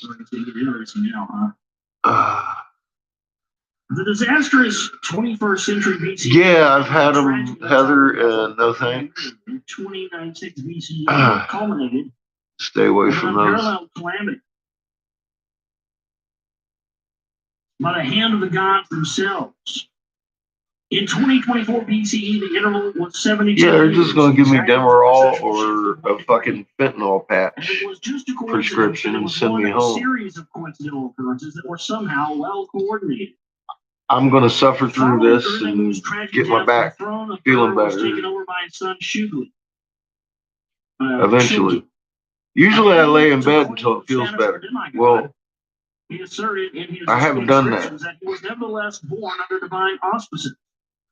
The god I'm working himself arranged for the child to be conceived and running. Temple in Nippur. Not resting enough. And Enlil's high priestess. So that a little Enlil, I know what problem. Kingship and throne shall be conceived. That was a genealogical. We gotta do what we gotta do sometimes, though, don't we? Emu himself, as earlier stated, it was 2/3 divine, since his mother was a goddess. So the high priestess, who was Shulgi's mother, is not named. I almost felt as good as a fart right there. Was of some godly lineage. I got a nice little pop. There was a king's daughter who was chosen to be in two. And the kings of Ur, starting with the first dynasty, can be traced back to the demigods. Shit. But Nadar himself arranged for the union. I need a big pop like that. That feels real good. As previously stated, it was under it ain't happening today. I'll take the little ones. Sometimes they just little pop, the next thing you know, you feel better. So we'll just take that little one. Get help a little bit. Royal records in which each year the king's reign was noted by the major event that year. In the case of Shulgi, much more is known. Yeah, your king tides are kicking up. I know, Nicholas. These records indicate that soon after he had ascended the throne, Shulgi, perhaps hoping to avert his father's fate. Yeah, we're slowing. We're slowing. You can see the brakes tapping in the helioplots more and more every day. Those little waves showing up more and more in all of the plots. Peace and his daughters in marriage. Deeming himself to be a successor to Gilgamesh, his route embraced the two destinations of that famed hero. The Sinai Peninsula, where the spaceport was. Yeah, upper back is observing the sanctity of the fourth region. Upper back is just as bad. At its boundaries in a place described as a great purifying. My lower back is completely fucked, though. We pause to worship at the place of bright oracles, the place we know as Jerusalem. It's been completely fucked since I was 19. So it's nothing new. No need to worry. At the snow-covered place in the north, you just maybe haven't seen me this way yet. Here, this is what it looks like. I'm not. I'll still laugh, but I ain't gonna dance. I ain't gonna be there. I ain't dancing. When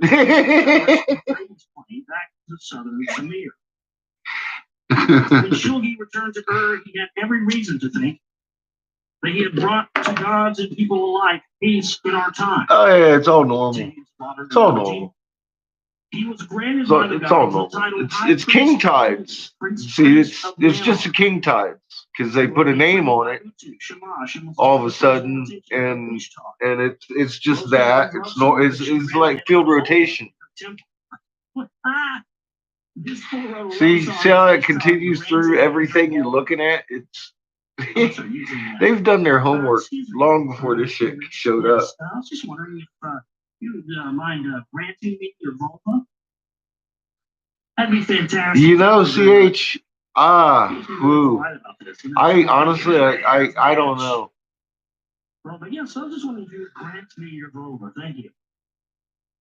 Either one of them makes you want to just smash your head into a brick wall.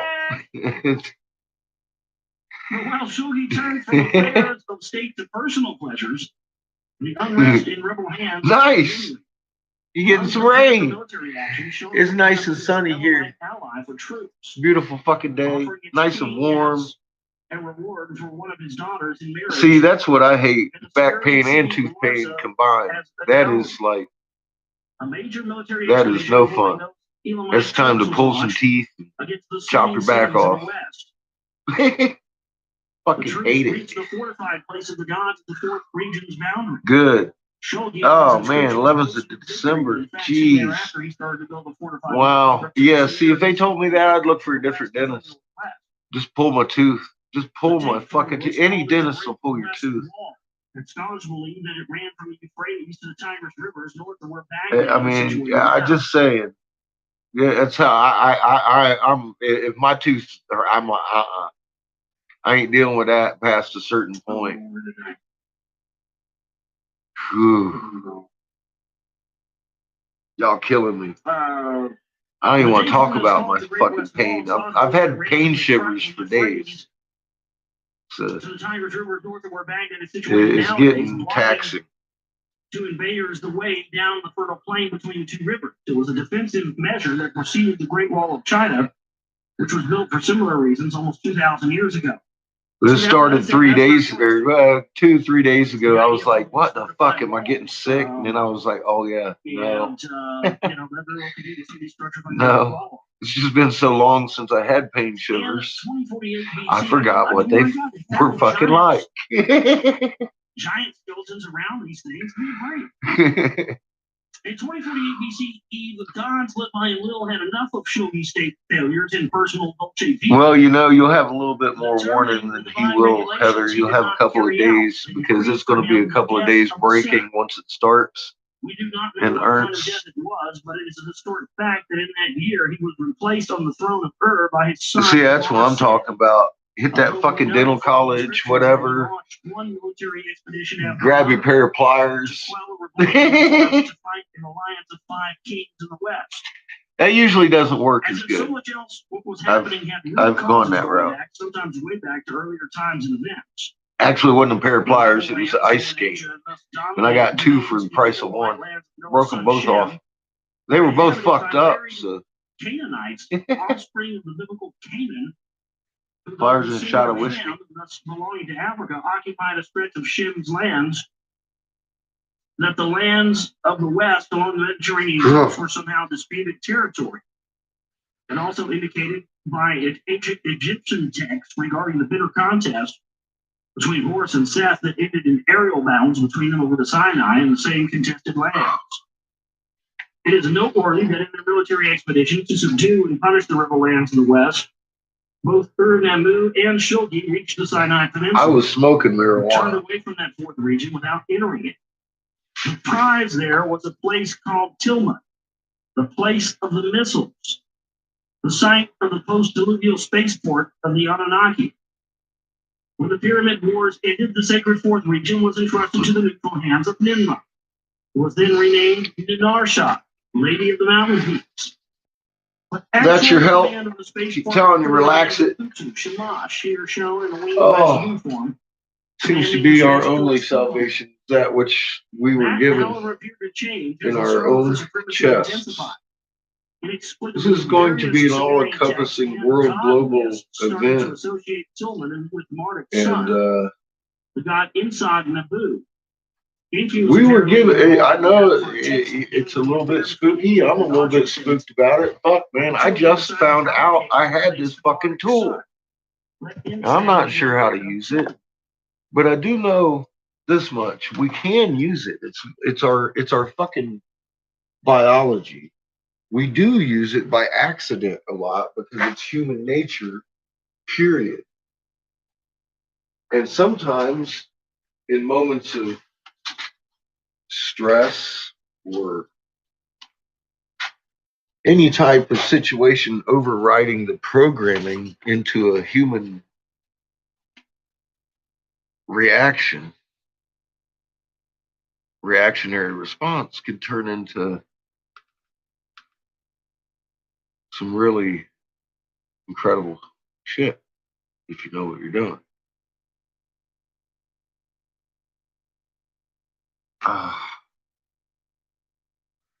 In other words,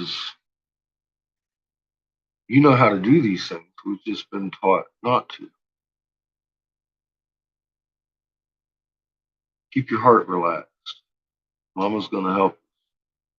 She needs, she wants all of it. Just listen. Oh. And practice. It's yours. Learn how to use it.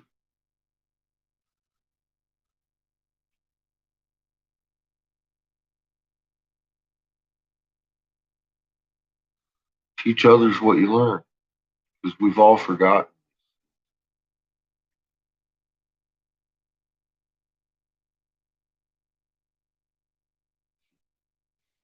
I'm about to go get some rum.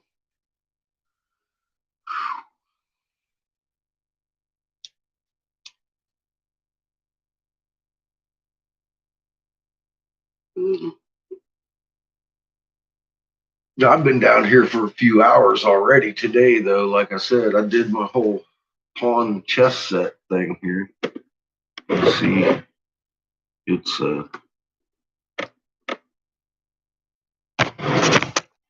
standing up. That's my pawn. One of them's a little bit short, so I'll be resizing it. But just one of them out of the batch ain't bad. The rest of them are same size.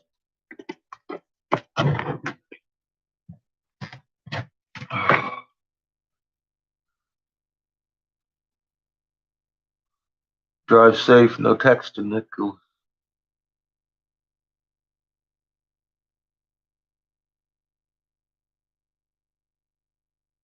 You gonna make me a heating pad?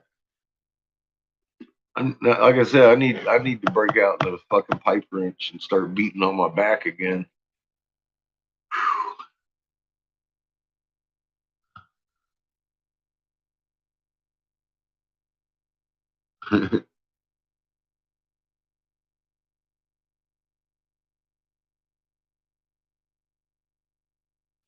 Yeah, I like rum all right, as long as it's got coconut in it or crushed mint leaves, ice. God, I love a mojito.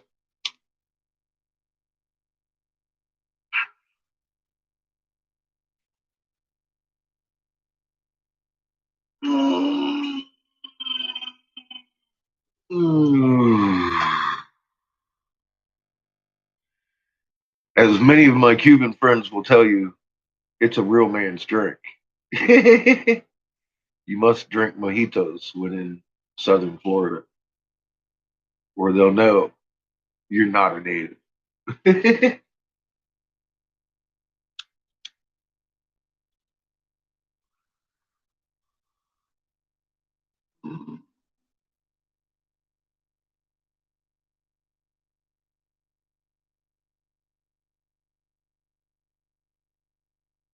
Oh yeah, yeah. Thank you, son. I do. I sleep all kinds of different defensive ways. It's not been working lately. Yeah, I've been dealing with this since I was 19. It's nothing new. Um, been through it all. But yeah, just I need to be off my feet for a couple of days, but I don't have a couple of days to be off my feet. So it's better than day one. Day one, I was down most of the day. At least I'm getting something done. I got my chest set. Worked on, got a couple bubblers done. I'm gonna work on another one here.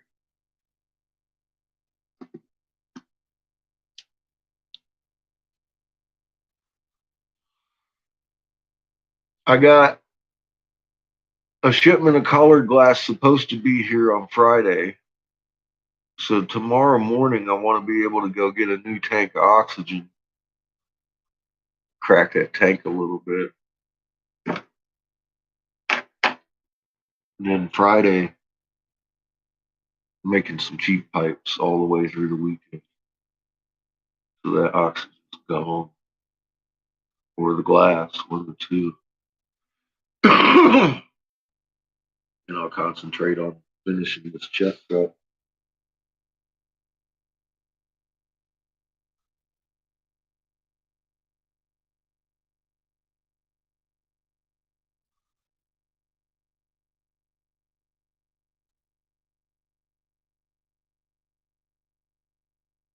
Can you throw something in a thought? I don't know.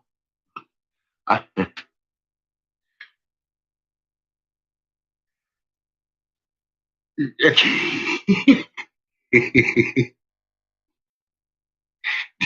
it work? The fuck do you want, boy? You challenging me? Oh my god. Get me on a day I can't move, huh? Yep. Said you want to fight? Me. Hang on. You get out of my chair. Oh, you sitting down. You don't look too eager to fight.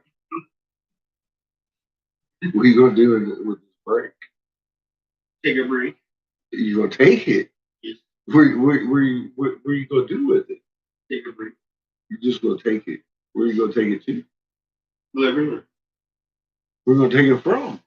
You. Oh, I'm gonna beat your ass. You try to take my break. Swing.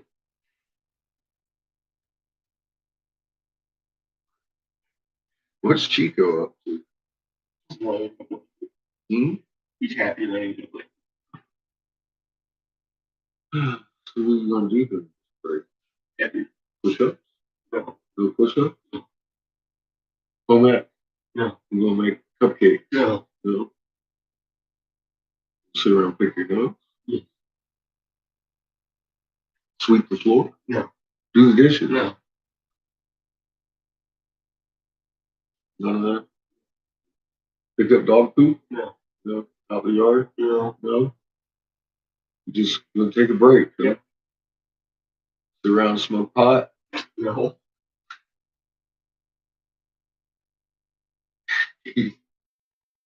What the fuck's wrong with you? I love you. Yeah, you can take a break. Don't make me yell at me. Can't take a computer. What? Can't take a computer. Where are you gonna take that? You're gonna take a break and a computer. You're gonna have your hands full. What'd you get done today in school? Get a lot done? Essays. A couple essays on what? Speak up. English. You think it's earth science. You're not sure. It could be home ec for all you know. No, I don't. Well, what kind of shit are we talking about here? What kind of essay did you do? Wind power. Wind power. And what about wind? Oh, you did that. That sounds like some cheesy ass shit. You know, your dad put together a unified field. What the fuck? What the fuck, man? What? You can't give people free energy? Huh? No. Love you. So can I take? Yeah. Oh. Yeah, I'm gonna leave this wide open. Okay.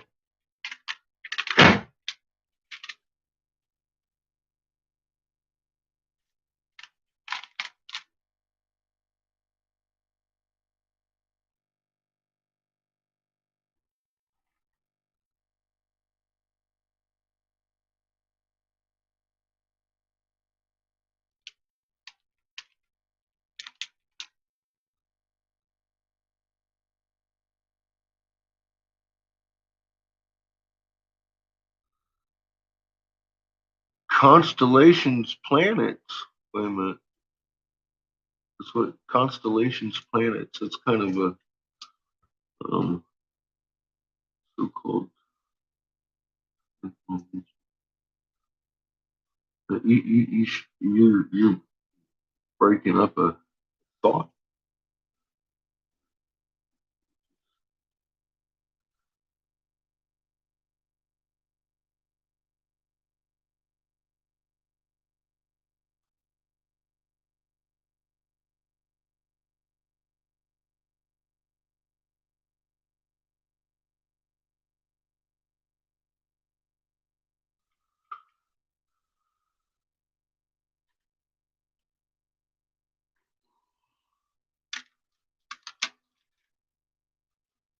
I'm actually very unsure as to what you're trying to say. Uh,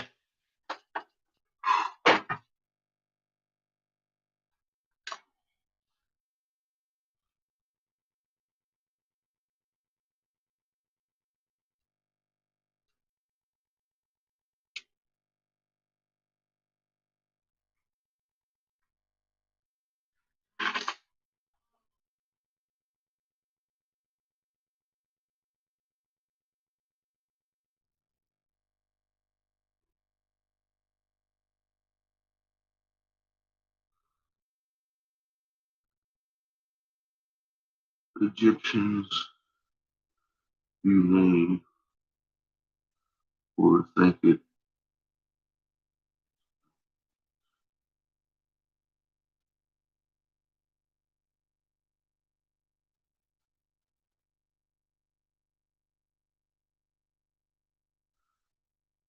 We were writing this language globally. It's not just the Egyptians.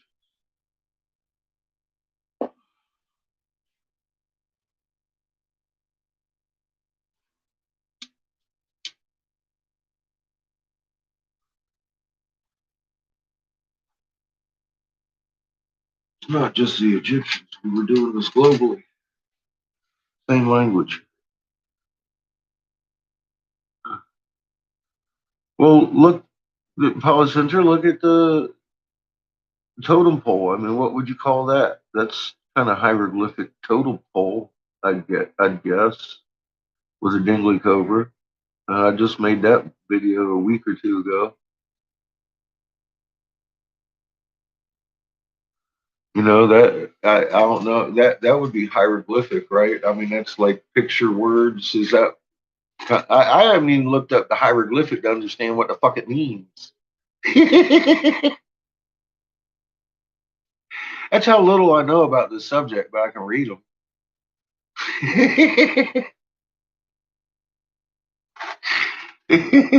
I keep saying I'm the wrongest person to be doing this.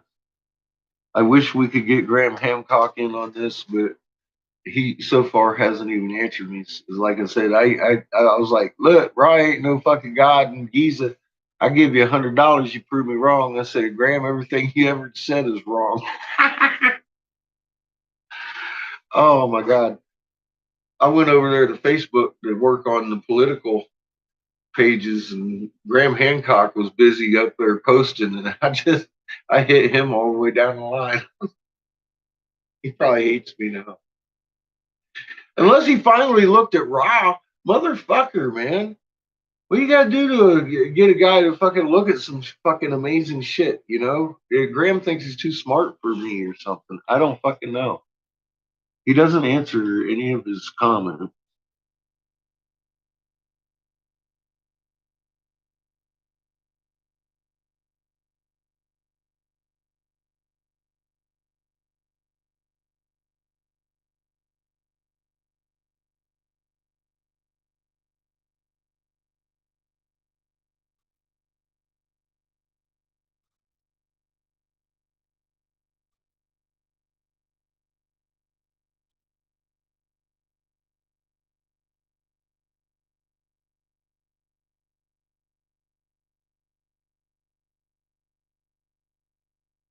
I haven't seen any constellations mentioned though, son. Not one. Yeah.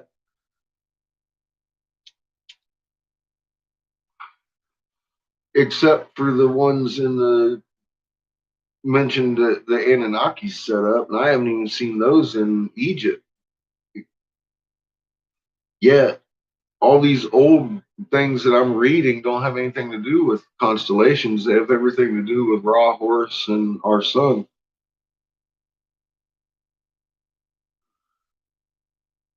Each position gives a different ruler over us. It doesn't have anything to do with frequency or anything like that. Anything they tell you the constellations and the zodiac means is bullshit. We've heard why the constellations are there. So you know what energy change is the people that are ruling over the planet, and then they usually go around killing us. That's a problem. The energy changing right now is because we've got 3 suns. 2 of them that aren't usually here, adding more energy to the planet, and we've got things right behind us that you can just go out at night and look at. They're there. They're huge, and they're in our sky. You won't burn your eyes with the sun looking at night, but everybody wants to be like, look at the sun, look at the day sky. Why? Go out at night, watch the moon flip. 1. Number 2, while you're out there, get outside your light dome and look at these massive fucking bodies behind you, blocking out the stars up in the north and in the west. Those are pretty fucking real. And they're real pretty fucking close. Within lunar orbit. They're huge. There's no guesswork here. I'm not guessing. I don't throw opinion in this. I wouldn't tell you if it wasn't true. And none of these I'm not into Bible. I go to Bible canon, which is source of Bible. I wouldn't go to, say, Alex's Jones's take on anything governmental. I would go to the government and see what they're saying rather than believing somebody else's take on it. Personally, for example, anything. Why is the sky blue? I wouldn't listen to somebody's take on it because they're liable to tell you that it's a reflection of the ocean in the sky. And that's just fucking stupid. And I've heard that actual answer several times. That's why I'm saying it. I'm not saying that, and if that would have been your answer, well, I already told you what you need to go watch my videos.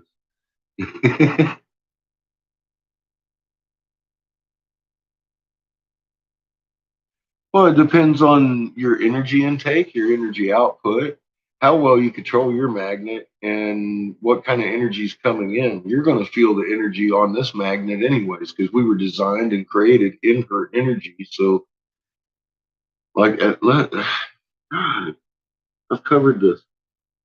We got body parts in the shape of this magnet signature behind us. It's because we were created on that sun with Earth.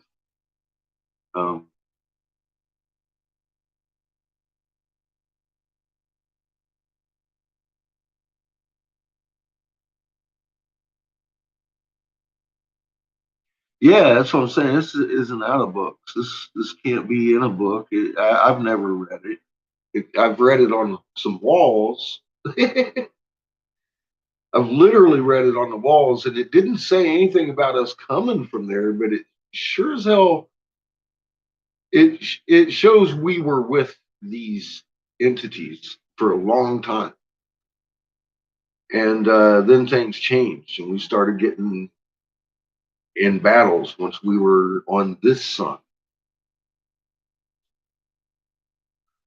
And we were writing all that shit long before they came along and built the fucking pyramids in those temples that built around them pyramids. And in the jungles of fucking Peru, who fucking knew? Fuck, man. I'm looking at a fucking totem pole with fucking Dingley Cobra on it, and I'm all like, well, wait a minute. Look at his fucking skirt. It looks just like Ra's magnetosphere too. It's the same fucking thing, except it's 3D. It's fucking 3D. It's fucking beautiful sculptures.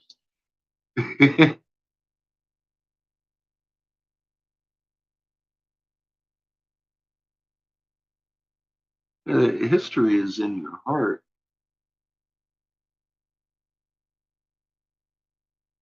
It's 1748 hertz. Each and every atom in existence operates on the same frequency,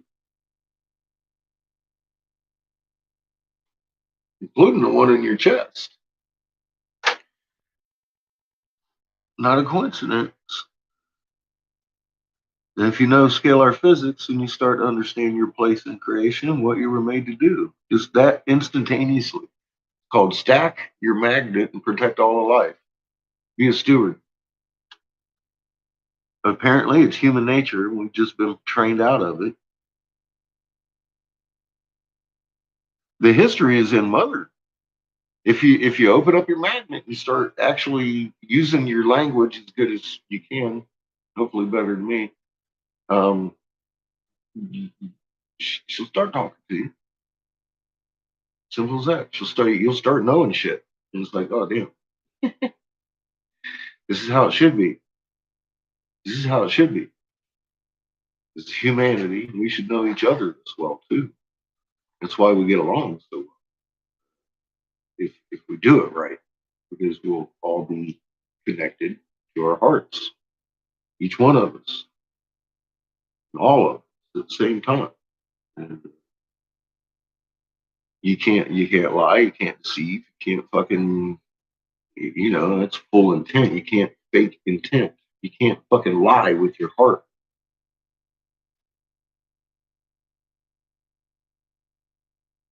It's still on me, Kat. How you doing?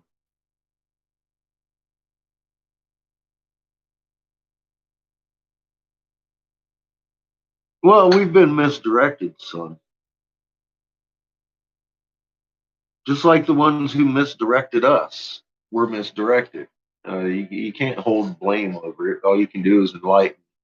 This is information the 33rd degree Mason hasn't had, which is why I'm trying to give it to him.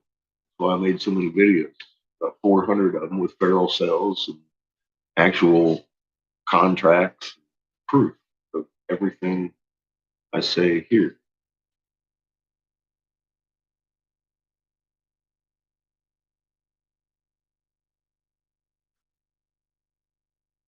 That's why I require everybody to watch all of those videos before coming here, because I don't like rehashing shit that I've covered in previous videos.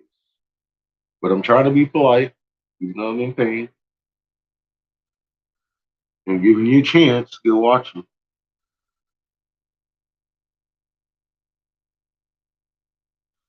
Thank you, Kat. Are we going to see a Shepherd show today? Did he get his sound fixed, or do you know? Because that would be coming up here in about 12 minutes, wouldn't it? Or 15.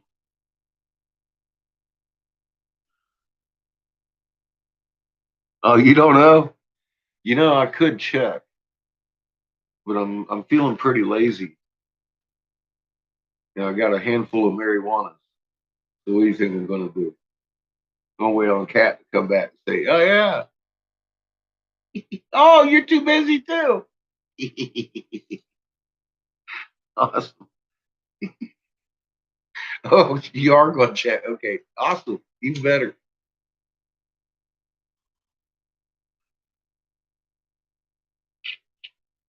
What's up, Scott? How you doing? Ooh.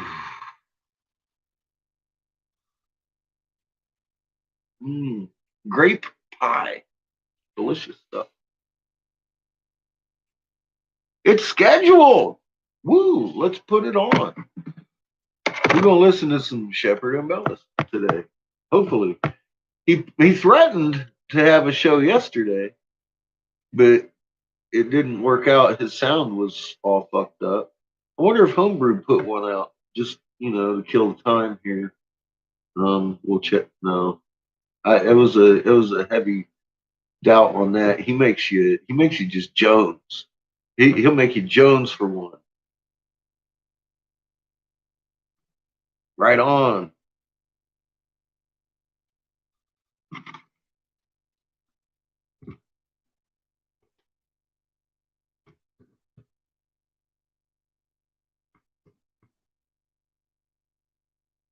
Oh God.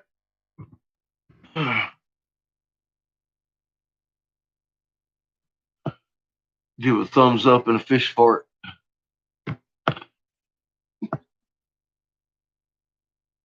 Over an hour still. What? Still over an hour? Oh, it is in 72 minutes, isn't it? Okay. I'll get a lot of work done before then. I'm going to put this bubbler together here in a second. We'll finish listening to some Zachariah Sitchin's End of Days read by Josh Reeves. Part 5 at the moment. Where we're at. I want to look at my maps real quick. Fuckery looking high.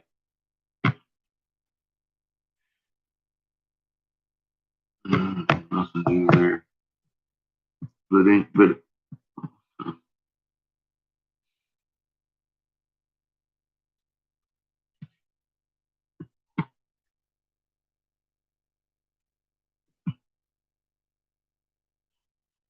I think they're fucking with the pots now. God, look at that shit. God. Good God.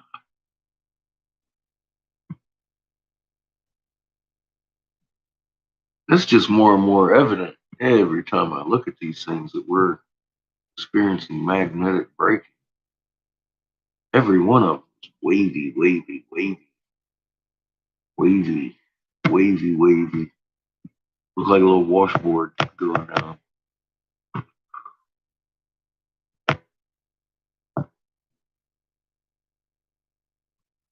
The little tremors in all of them. All right. So we're on for some Chef Live. We're going to listen to some other stuff.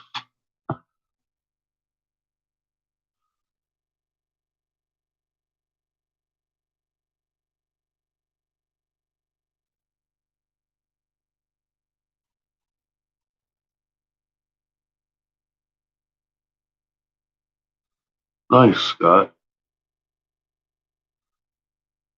Shaking them up.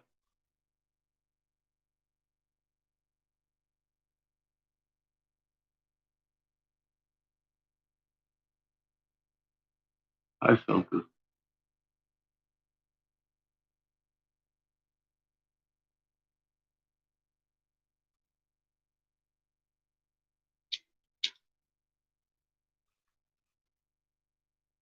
Tired of all this COVID shit. Tired of all the fucking fuckery with the presidential election yet. That's some funny shit. Who's the president again?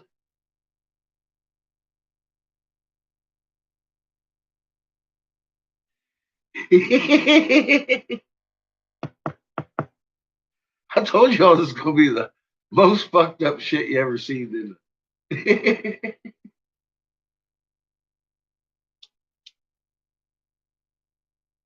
Hey, jelly fingers.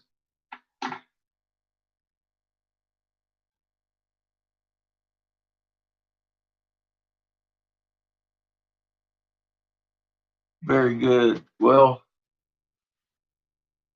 I'm fixing to throw on some Josh Reeves and blow some glass while you relax and smoke. I will be joining you again at some point. Not too long from now. My back ain't holding out very well. Yeah, I'm still sore, Joey.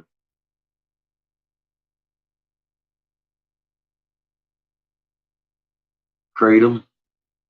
Yeah, I'm not a big fan of it. I'm not gonna get into it. It's okay. I'm gonna, after I finish off this shit and do what I gotta do, I'm gonna run into town, maybe wait till tomorrow. I'm not sure. I should go in today. It's Wednesday. So, here in a couple hours, I'm going to cut off and go get myself some new wax and smog out because I'm almost empty on my waxolas over here. It wasn't very good stuff anyway.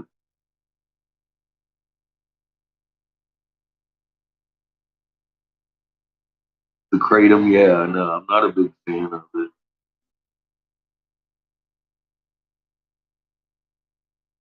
I'd rather eat my green butter and pass out. To be honest with you.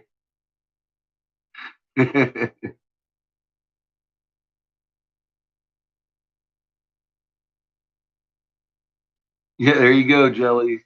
That's what I'm thinking too. I need to eat a little bit more green butter. I'll be all right. I usually, when I'm like this, I'll stay down until I feel better. And I haven't done, I've had, haven't had the fucking spare time to do so. We got a million things to do this last week. So here we are. That's the way it goes when you're self employed, isn't it? That's the way it goes when working for somebody else, too. I couldn't call off work if I had work. So just try, keep going.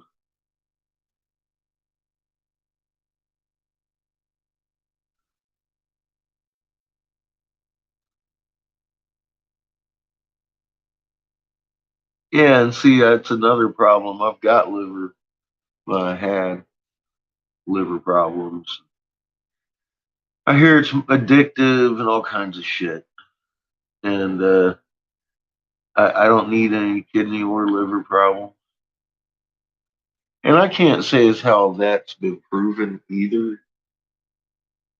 I heard somebody saying that fucking marijuana gives you liver problems and using Tommy Chong as a instance. And I thought, see, that would have worked for me if I didn't know Tommy Chong on a personal basis because I've smoked weed with the man. He's a great man.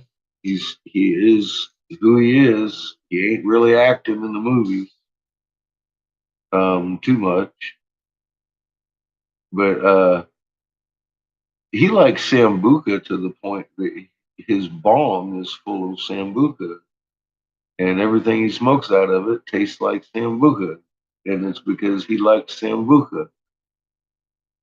So there you go. That's not THC or CBD that hurt Tommy Chong. Liver. I know. Absolutely gross. I know. I know. I smoked out of it, cat. But what are you gonna do? It's fucking Tommy Chong at Tommy Chong's house, jamming out with fucking Tommy Chong in his basement with his son Paris. I was smoking out the fucking sambuca. And the reason I know why is because I asked Tommy very specific. You know me. I said, Tommy, you get the best fucking weed I've ever had in my life, but you smoke it out of fucking sambuca. Why do you? Everything I smoke out of this tastes like sambuca. He goes, because I like sambuca. And I said, well, good enough for me. That's all. That's how I know why he smokes it out of fucking. Because those were his exact words. He said, because I like sambuca. Hey, Pollyanna. I swear to God on my life, that's what Tommy told me. So, I'll go with that. That's cool. I can deal with that. Everybody likes what they like. I like licorice, but I don't like sambuca in my weed. See, now cheesecake is a pretty good flavor. I've never had a Sambuca weed until you smoke out a Sambuca bomb. And then there it is. So maybe it was a special day. I don't know. It ain't like I hung out with them every day. But I know this much. I don't like Sambuca enough to put it in my bomb. I like marijuana. How she tastes.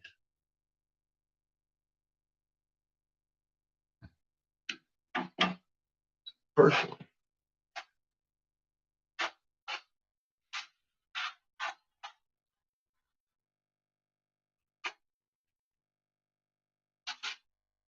There's Horace starting to show up, like I said, in red. The red was clear a little bit ago. But it'll get deeper red. The hotter it gets, the more it soaks in.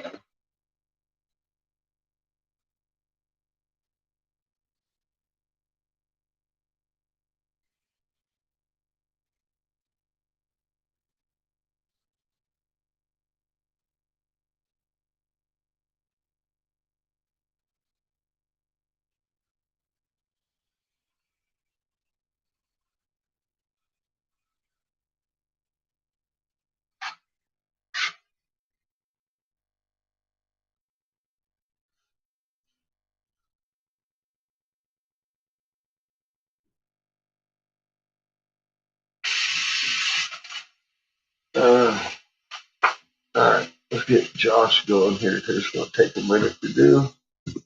The ancient sources indicate that from the safety of the sacred region, the Jews ventured to the lands of cities along the Mediterranean coast, even to some Mediterranean islands, spreading everywhere the message of Marduk's coming supremacy. He was thus the enigmatic son man of the Egyptian and of the Akkadian prophecies. The divine son who was also a son man, the son of a god and of an earthly woman. In the life understanding, we could not accept such a situation, and so it was that when Amar Sin ascended to the throne of Ur after Shilgi, the target and strategy of the Ur Third military expeditions were changed in order to reassert Himmelite control over Taman. To sever the sacred region from the rebel land and pry loose the land from the influence of Nabu and Marduk by force of arms. Starting in 2047, the sacred fourth region became a target and a pawn in the Israelite struggle with Marduk and Nabu. And its most biblical and Mesopotamian text revealed the conflict erupted to the greatest international world war of antiquity, involving the Hebrew Abraham. That War of the Kings placed him in center stage of international events. Yeah. In 2048 BCE, the destiny of the founder of monotheism, Abraham, and the fate of the Anunnaki god Marduk converged to the place called Haran. Haran, the Cavanary, was an important trading center from time immemorial in Haiti, the land of the Hittites. It was located at the crossroads of major international trade and military land routes.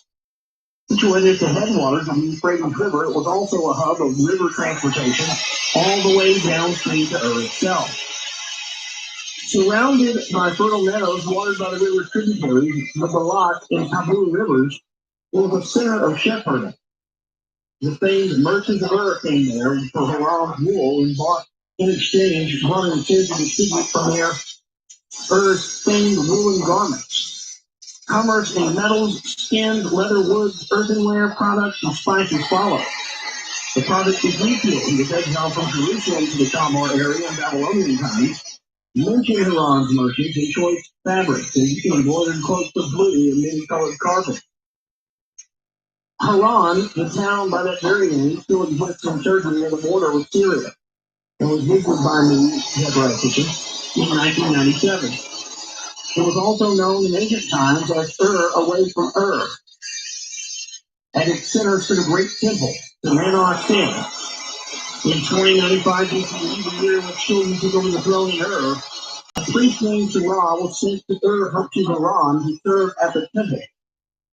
He took along his family, including his son Abram. We know about Sarah, his family, and Anu from Ur to Hanan from the Bible.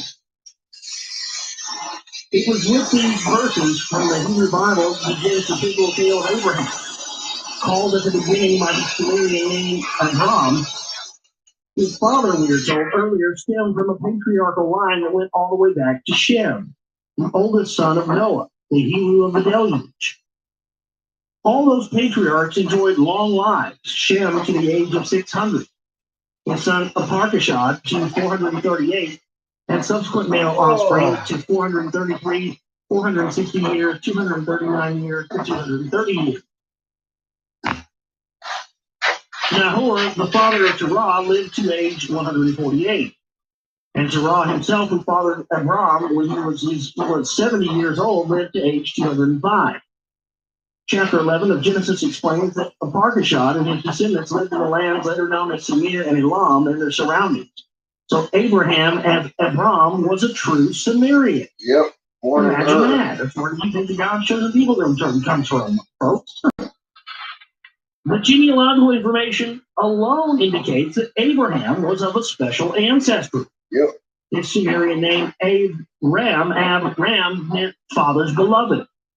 An appropriate name for a son finally born to a 70-year-old father. The father's name, Terah, stemmed from the Sumerian epithet name, Tiru. It designated an oracle priest, a priest who observed celestial signs and received oracle messages from a god, and explained or conveyed them to the king. The name of Abram's wife, Sarai, like Sarah in Hebrew, meant princess. The name of Nahor's wife, Milcah, meant queen-like.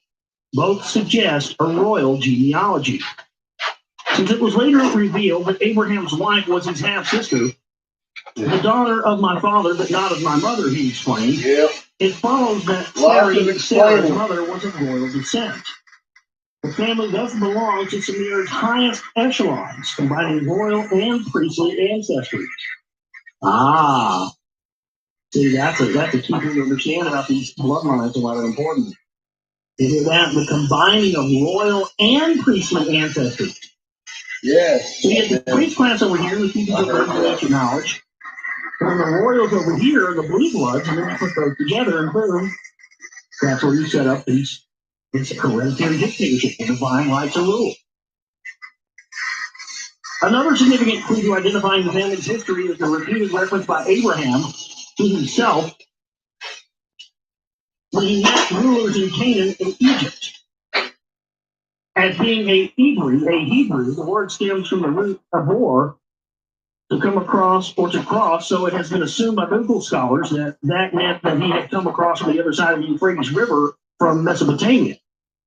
But I believe that the term was more specific.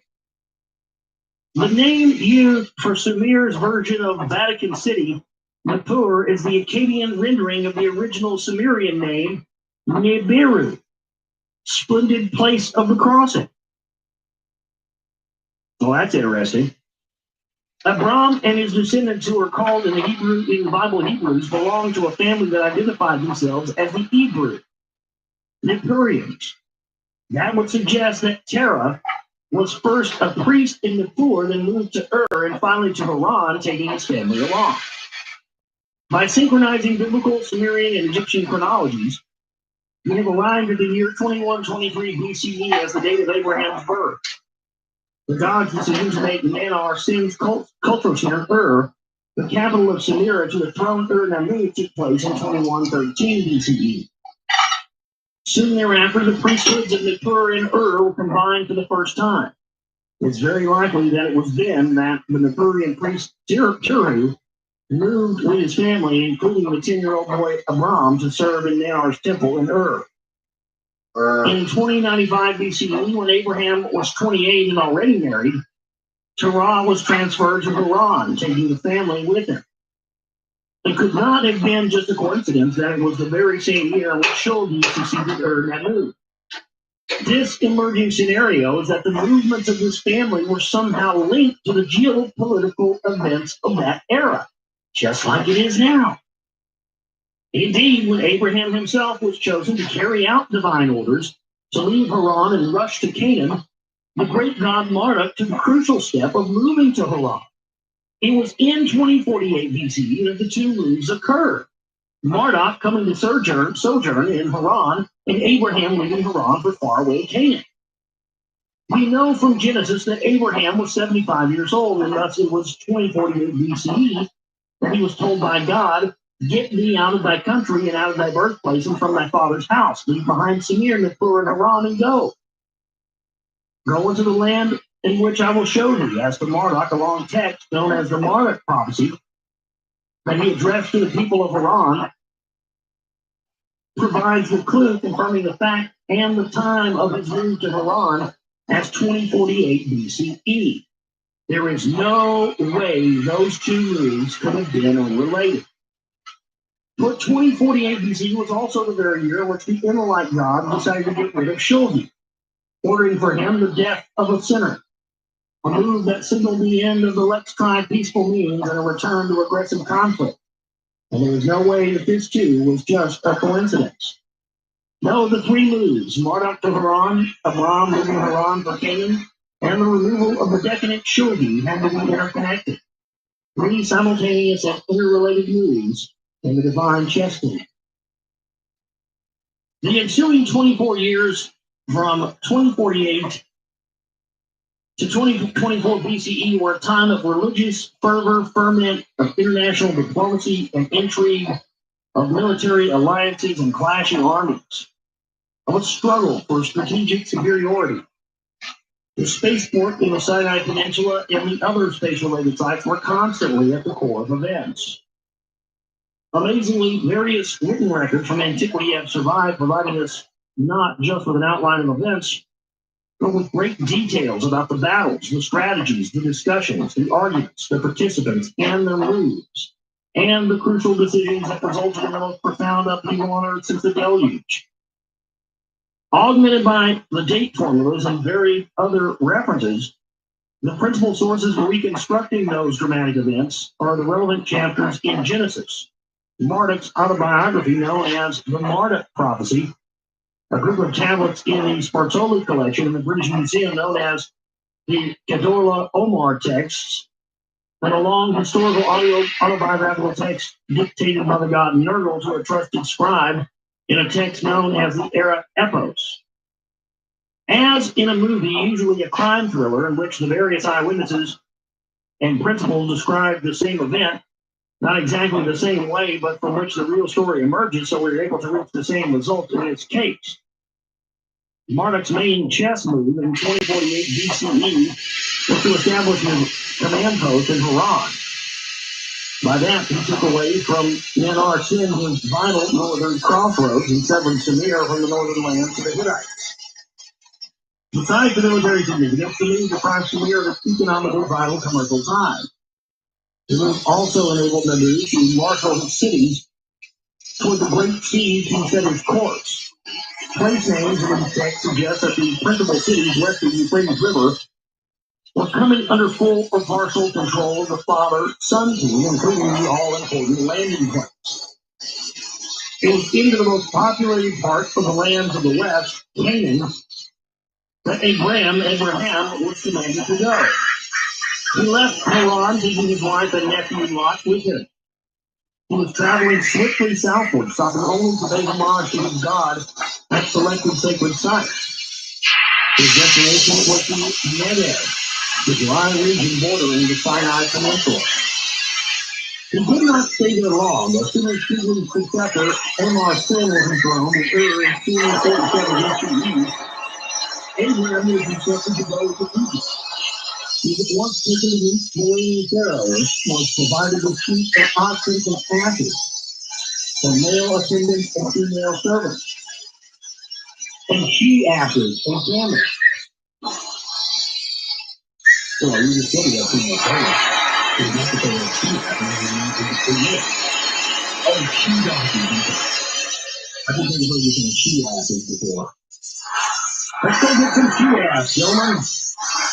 The Bible is mum regarding the reason for this world. If you look at the Pharaoh, being told that Sarai was 850, assumed that she had been offered to him in marriage, except to suggest that a treaty was discussed, that the time of the international negotiations were taking place between Abraham and he would be considered responsible One nuances that the year when able to return to the Negev after a 7-year in Egypt, 24 BCE was a very shame year, in which the season vintages of the biggest victims of Upper Egypt is the biggest Middle Egypt dynasty, launching Egypt's unified Middle Kingdom.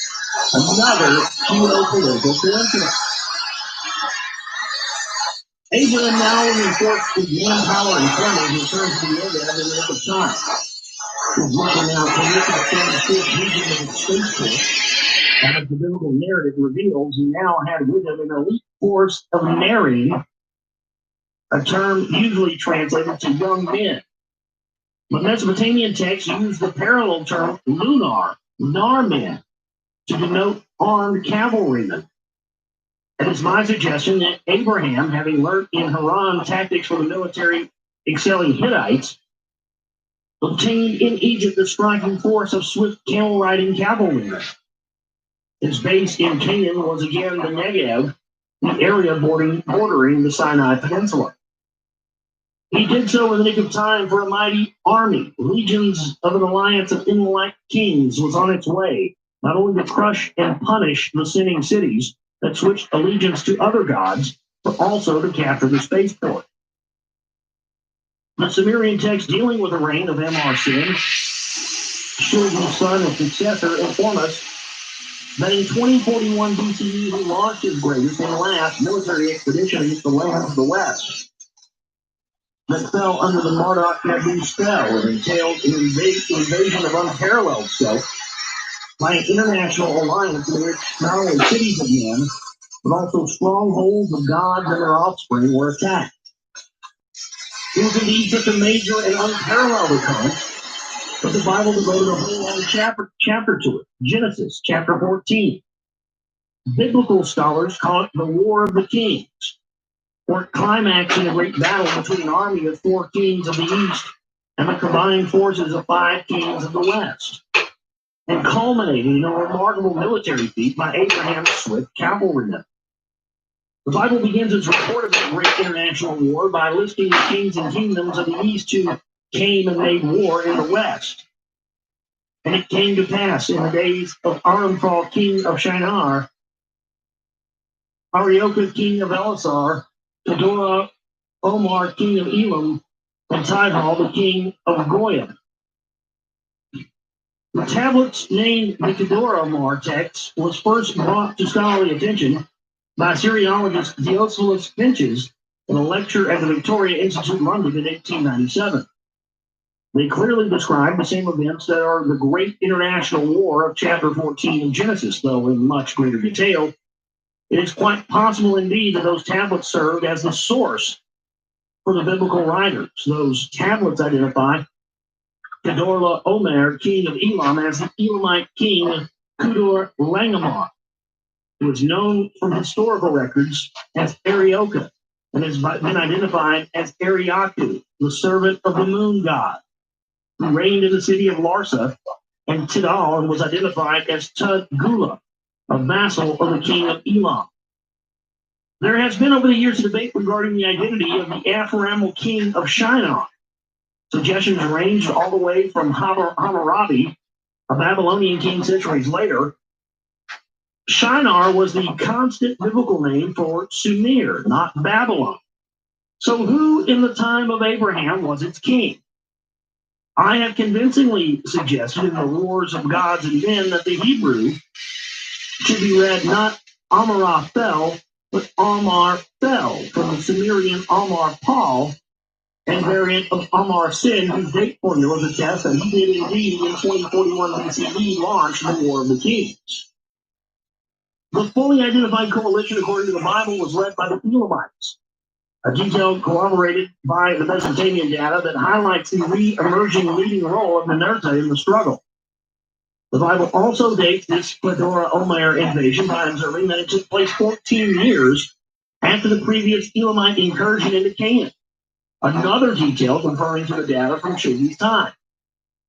The invasion route this time was, however, different, shortcutting the distance from Mesopotamia by a risky passage through a stretch of desert. The invaders avoided the densely populated Mediterranean coastline by marching on the eastern side of the Jordan River. The Bible lists the places where those battles took place, and who the Israelites fought these created battles with. The information indicates that an attempt is made to settle accounts with old adversaries, the Syrians, and the intermarrying to Jews, even the usurper of the Jews, who evidently supported the uprisings against the Israelites. But sight was not lost of the prime target, the spaceport. The invading forces followed what was known as, that has been known since biblical times, as the Way of the King, running north-south on the eastern side of the Jordan.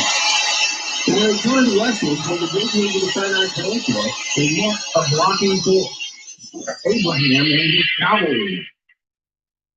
Referring to the peninsula's gateway city, Jeremiah Elani, the God's great fortified place, the Bible called it, Kadesh Barnea, the Kedora Omer text clearly stated that the way was blocked there. The son of a priest anointed by the gods, I suggest, was Abraham, the son of the priest Terah. A Greek formula tablet belonging to Umar Sin inscribed on both sides, both of destroying Neherim, the second place of Israel. In fact, at the gateway to the spaceport, there was no God. The mere presence of Abraham's cavalry, striking horse, persuaded the invaders to turn away. To Victor and more for their target. But extra references are being to Abraham by name offers once more an extraordinary extra-biblical corroboration of the patriarchal record, no matter who claims victory. Presented for entering the Sinai Peninsula, the army of the east turned northward. The Dead Sea was being shorter. Its current set of appendix was not yet submerged. And it was then a fertile plain mixed with farmland, orchards, and the trading camp. The settlement there is the 5 days of the following the hill. Turning northward, the invaders now faced the combined forces of what the Bible calls 5 city cities. In the later the Bible reports that the 4 kings fought and defeated the 5 kings. Leading the cities into the camp of Jacob. The invaders marched back this time on the western side of Jordan. The biblical focus on these battles might have ended with that turning back were it not for the fact that Abraham's nephew Lot, who resided in Sodom, was among the captives. When a refugee from Sodom told Abraham what happened, he armed his trained men, 318 of them, and gave chase. His cavalry caught up with the invaders all the way north near Damascus, where Lot was freed and the booty recovered. He said booty. They recovered the booty. Yeah, well, forget what happened to Lot. Make sure you get that booty. Get the booty. The Bible records the feat as the smiting of Kedora Omer and the kings who were with him by Abraham. The historical record suggests that as audacious and far-flung as that war of the kings had been, it failed to surpass the Marduk-Nebu surge. Amar Sin, we know, died in 2039 BCE, felled not by an enemy lance, but by a scorpion's bite.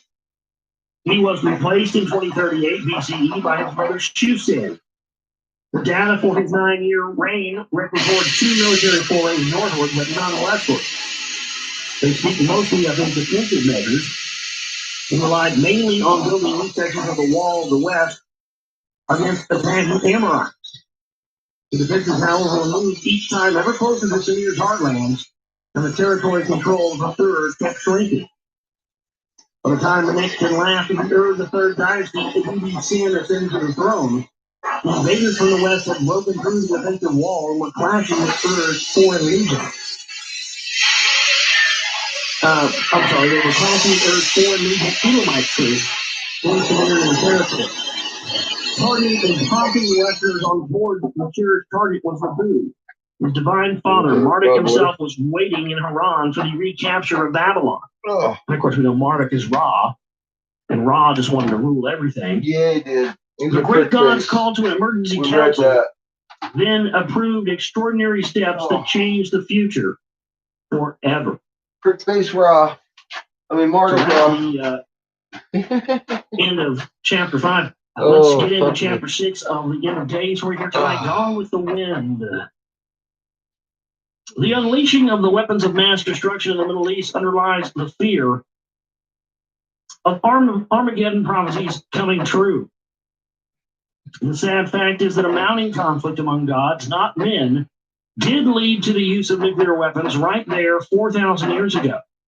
If there ever was a most regrettable act with the most unexpected consequences, that was it. But nuclear weapons had been used on Earth for the first time not in 1945 AD, but in 2024 BCE is fact, not fiction. That fateful event is described in a variety of ancient texts from which the what and how and the why and who can be construed, reconstructed, and put in context. Those ancient sources include the Hebrew Bible. For the first Hebrew patriarch, Abraham was an eyewitness to the awesome calamity. The failure of the War of the Kings to subdue the rebel lands, of course, discouraged the Israelites and encouraged the Mardochites. But the events did more than that. On Enlil's instructions, Ninurta got busy setting up an alternative space facility on the other side of the world, all the way in what is now Peru in South America. There you go, National Lines. Welcome, Peru. The texts indicate that Enlil himself was away from Sumir for long stretches of time. These gods' moves caused the last two kings of Sumir, Shu-Sen and Ibibi-Sen, to waver in their allegiances and to start paying homage to Enki and his Sumerian foothold, Eridu. The divine absences also loosened controls over the Elamite Foreign Legion, and the records speak of sacrileges by the Elamite troops. Yep. Gods and men were increasingly disgusted with it all. Especially enraged was Marduk, who received word of looting, destructions, and desecrations in his cherished Babylon. It will be recalled that the last time he was there, he was persuaded by his half-brother Nergal to leave peacefully until the celestial time would reach the age of the ram. He did so, having received Nergal's solemn word that nothing would be disturbed or desecrated in Babylon. But the opposite happened. Marduk was angered by the reported desecration of his temple there by the unworthy Evilites. 2 herds of dogs, Babylon's temple, they made a din with flying ravens, loudly shrieking. Their dung dropped there. Yep. I was talking about birds flying around shitting. Yeah, they dehumanize us because they fucking From Haran, he get cried out to the by great one gods, of them and until start when? fucking hanging out with them Has instead not of the time them. travel Fucking all of a sudden it's our fault. prophetic autobiography? Suck 24 a years bag in of Haran. dick. We ain't worshiping none of you motherfuckers. My days are completed. The time has come, he said, to set his course on to his city, Babylon. My temple I refuse to worship any of them. Fucking suck a bag of dicks. Waxing visionary, he spoke of seeing his temple, Isagala, temple whose head is lofty, rising as a mountain upon a platform in Babylon, calling it the house of my covenant. He foresaw Babylon as forever established, a king of his choice installed there, a city filled with joy, a city blessed by and new. The Messianic times, Marduk prophesied, will chase away evil and bad luck and bring motherly love to mankind. The year which the sojourn of 24 years in Haran was completed was 2024 BCE. It marked 72 years since Marduk had agreed to depart from Babylon and await the oracular celestial time. Marduk's until when appeal to the great gods was not an idle one. The leadership of the Anunnaki was constantly consulting informally and informal councils, alarmed by the worsening situation. Enlil Hurley returned to Sumir and was shocked to learn that things had gone wrong even in Nippur itself. Ninurta was summoned to explain the Elamites' misconduct, but Ninurta put all the blame back on Marduk and Nabu. Of course. Nabu was summoned, and before the gods, by the way, the planet being started is called Nabu. Oh, yeah. There's just so many connections. Nabu was summoned, and before the gods, the son of his father came. His main accuser was Itu, a.k.a. Shamash. He describing the dire situation said, all this Nabu has caused to happen. Speaking for his father, Nabu blamed the Ninurta and revived the old accusations against Nergal in regard to the disappearance of the 3 illegal monitoring instruments and the failure to prevent sacrileges in Babylon. He got into a shouting match with Nergal and showing disrespect to Enlil, evil he spoke. Evil, he spoke. Evil. See, there's your evil. He gets fucking in Will. Hey, Will. Such a bag of dick. He spoke out, but it was in defense of his son. Yeah, I just spoke to evil. Not really. I didn't really like the bag of dick. Why do you continue the opposition here, Upton? The team argued so much that in the end, Anthony shouted to Noah to get out of his cousin. The God's council broke up in disarray. With all these debates, accusations, and counter-accusations, we're taking place in the increasingly realized fact that the art referred to as the celestial oracle. In the passage of time, with a crucial shift of the processional clock by 1 degree, the age of the bull, the zodiacal age of the will, was coming to an end. Now that's interesting. The shift of the processional clock. Now that's exactly what is happening this year. That's the one thing about 2012 we know actually is a fact. Whether or not Nibiru and Mayans and all this shit is true or not. The precession of the equinoxes. And while we're not actually technically moving into a brand new age here quite yet, it does indicate that power struggles and upheavals, and I mean, maybe whoever the age of, how do I say this? What they're saying here is that different members of the Anunnaki had different ages in which they moved. Yeah. And here they're saying that the shift happened during the shift of the processional clock by 1 degree. And that's what we have going on in the year 2012, galactic alignment, the precession of equinox. So what I'm saying is that is it possible that galactic alignment and precession of equinoxes in 2012 will also represent the end of the current reign of whoever the current Anunnaki world champion. Holy Christ, Josh! You mean it took you all that time to figure that out? Changes on our planet, changes on Earth. Whether or not we would be totally aware of these changes or not.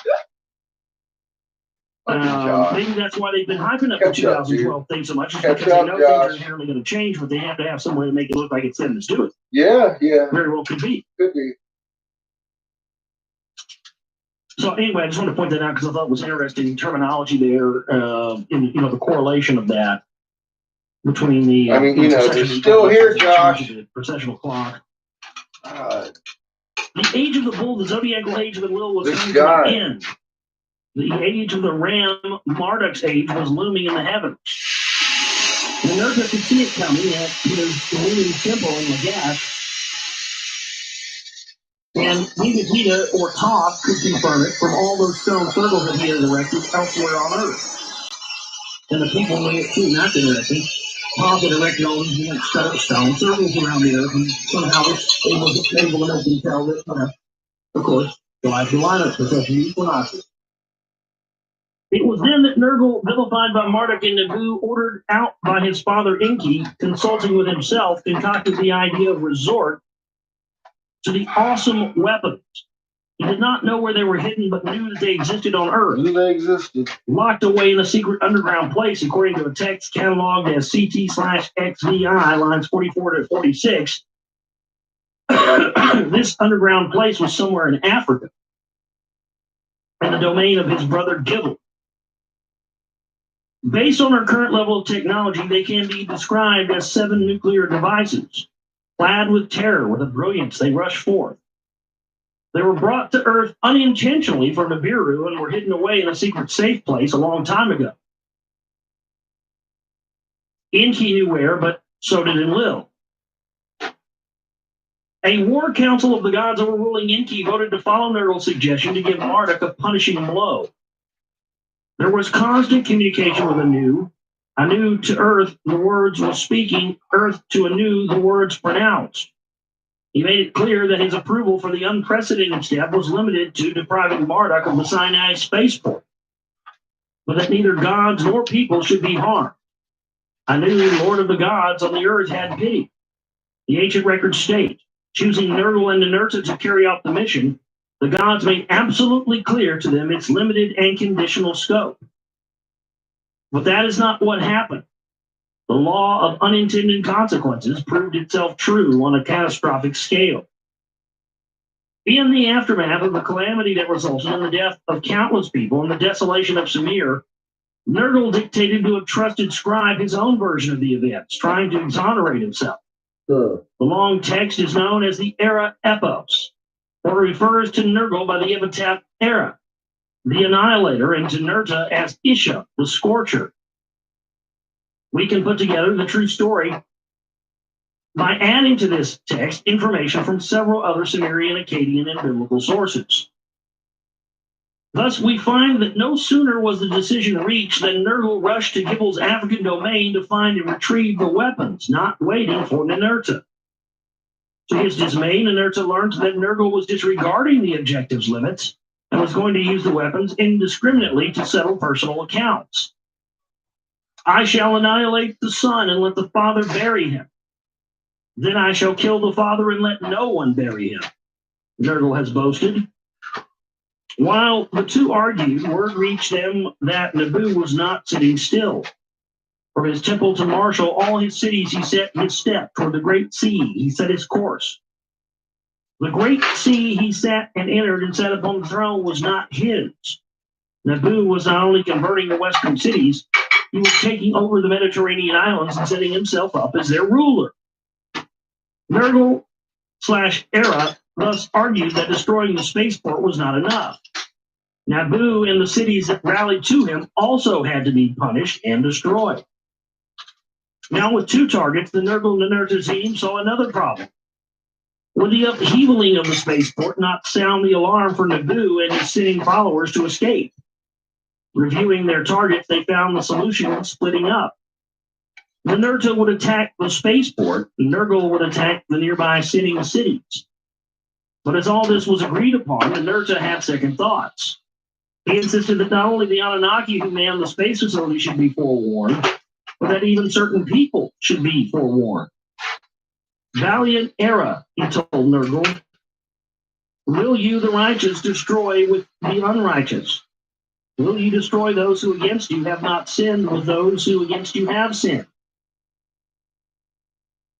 Nergal-Era, the ancient text state, was persuaded. The words of Isham appeared to Era as fine oil, and so one morning, the two, sharing the 7 explosives between them, set out on their ultimate mission. Then did the hero Era go ahead, remembering the words of Isham. Isham too went forth in accordance with the words given, a squeezing to his heart. The available texts even tell us who went to what target. Isham to the mount most supreme set his course. We know that the spaceport was beside this mount from the Epic of Gilgamesh. Isham raised his hand. The mount was smashed. That which was raised toward Anu to launch was caused to wither. Its face was made to fade away. Its place was made desolate. In one nuclear blow, the spaceport and its facilities were obliterated by the hand of Ninurta. The ancient text then describes what Nergal did. Emulating Isham, Era, the way of the king followed. The cities he finished off. The desolation he overturned them. His targets were the sinning cities whose kings had formed the alliance against the kings of the east, the plain in the south of the Dead Sea. So is that how we got all those deserts in the Middle East, essentially? Is they launched all these weapons and it turned everything to sand? Is that why there's all that yellow glass out in Egypt in the desert where, just for miles and miles and miles, high intensity heat had been applied there, causing this yellow glass to form that the Egyptians carved all kinds of scarabäus and stuff out of? Very well could be. Something of high heat had to cause that. And so it was in that year 2024 BCE, nuclear weapons were unleashed in the Sinai Peninsula and in the nearby plain of the Dead Sea. And the spaceport and the 5 cities were no more. Amazingly, yet no wonder if Abraham and his mission in Canaan is understood the way we explain it. It is in this apocalyptic event that the biblical record and the Mesopotamian records converge. We know from the Mesopotamian texts relating the events that, as required, The Anunnaki guarding the spaceport were forewarned. The two, Nergal and the Nerta, decided to commit the evil, made its guardians stand aside. The gods of that place abandoned it. Its protectors went up to the heights of heaven. It flew off in a ship. But while the Mesopotamian texts reiterate that the two made the gods flee and made them flee the scorching, they are ambiguous regarding whether that advance notice was also extended to the people in the doomed cities. It is here that the Bible provides missing details. We read in Genesis that both Abraham and his nephew Lot were indeed forewarned, but not other residents of the same cities. The biblical report, apart from throwing light on the upheavaling aspects of the events, contains details that shed an amazing light on the gods in general and on their relationship with Abraham in particular. The story begins in chapter 18 of Genesis when Abraham, now 99 years old, sitting at the entrance to his tent on a hot day, lifted his eyes and all of a sudden saw three men standing above him. Though they are described as Anakian men, there was something different and unusual about them. So he rushed out of his tent and bowed to the ground and was referring to himself as their servant. He washed their feet and offered them food, and it turned out the three were divine beings. As they leave, there's your father and Abraham and his vision, bowing down and worshiping aliens. Sons of Satan are real. Right there. That's where your religion came from. Christian and Muslim. All the above. Look down before the righteous, you the unrighteous. What followed was an intended argument between man and God. For truth, there are 50 righteous within the city. Look down the sword and not spare the city on account of the 50 righteous within it. They were going to have God. He told that, the city would be spared for 50 righteous and died there. Abraham told him, what about his 40? They got only 30. And so on it went down the hill, and Yahweh went away as soon as he had finished speaking, and Abraham returned to his place.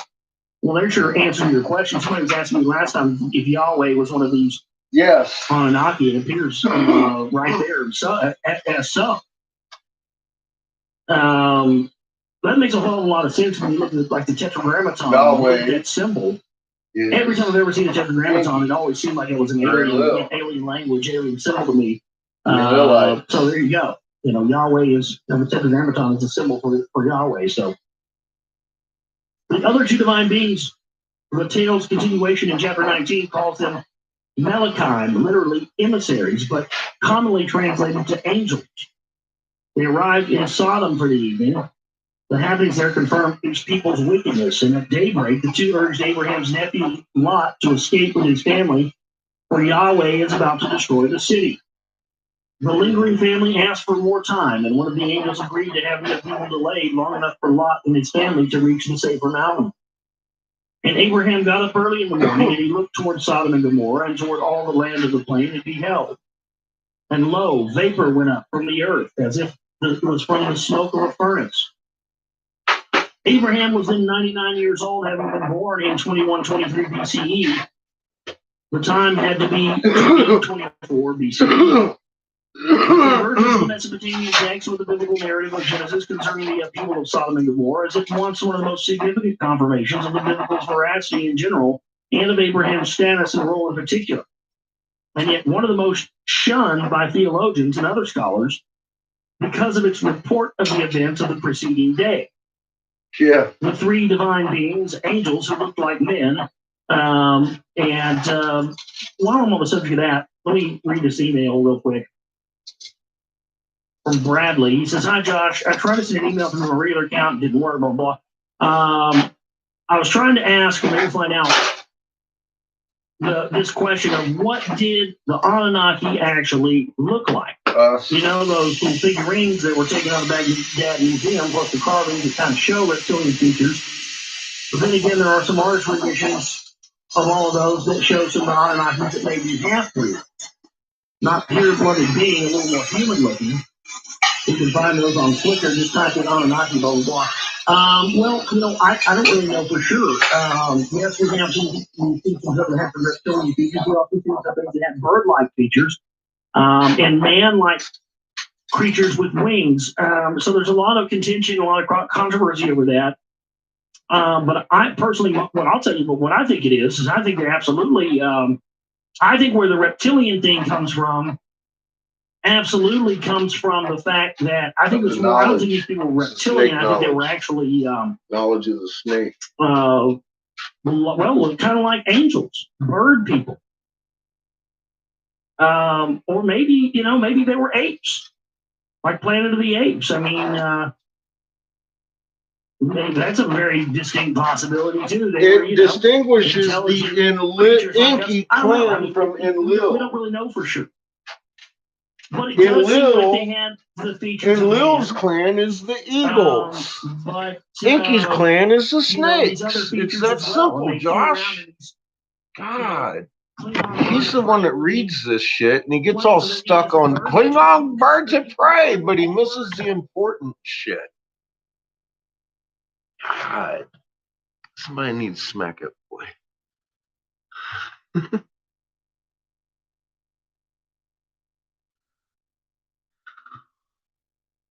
I still don't know if Josh understands they're here. This video is unavailable. What the fuck happened to Shepard? Dang it. You're kidding, right?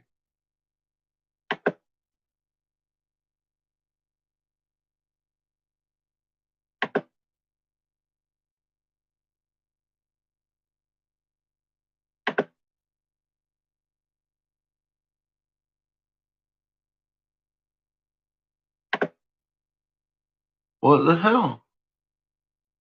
I thought Shepard was having a show. Cat? Where the hell's Cat? Doesn't look like Shepard's having a show now. I don't know.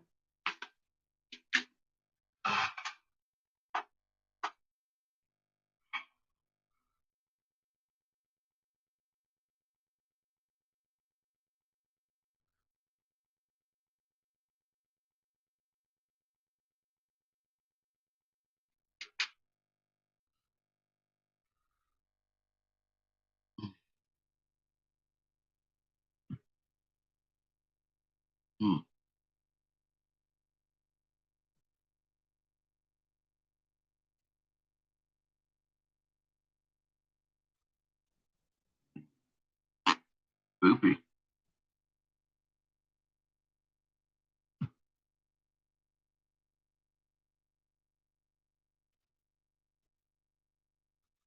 Leave it open. Check back.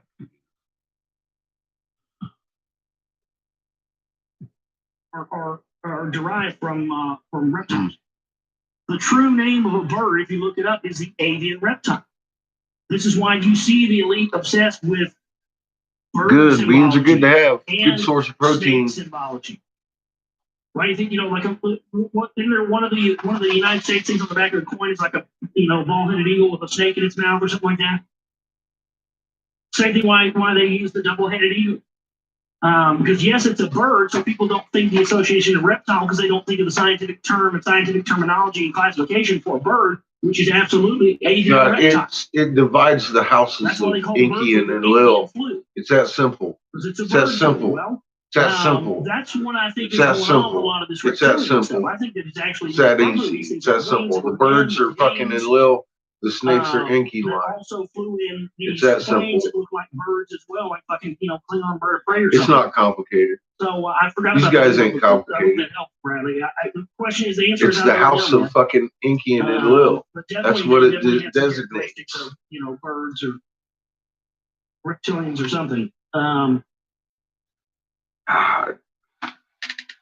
It doesn't take a rocket science.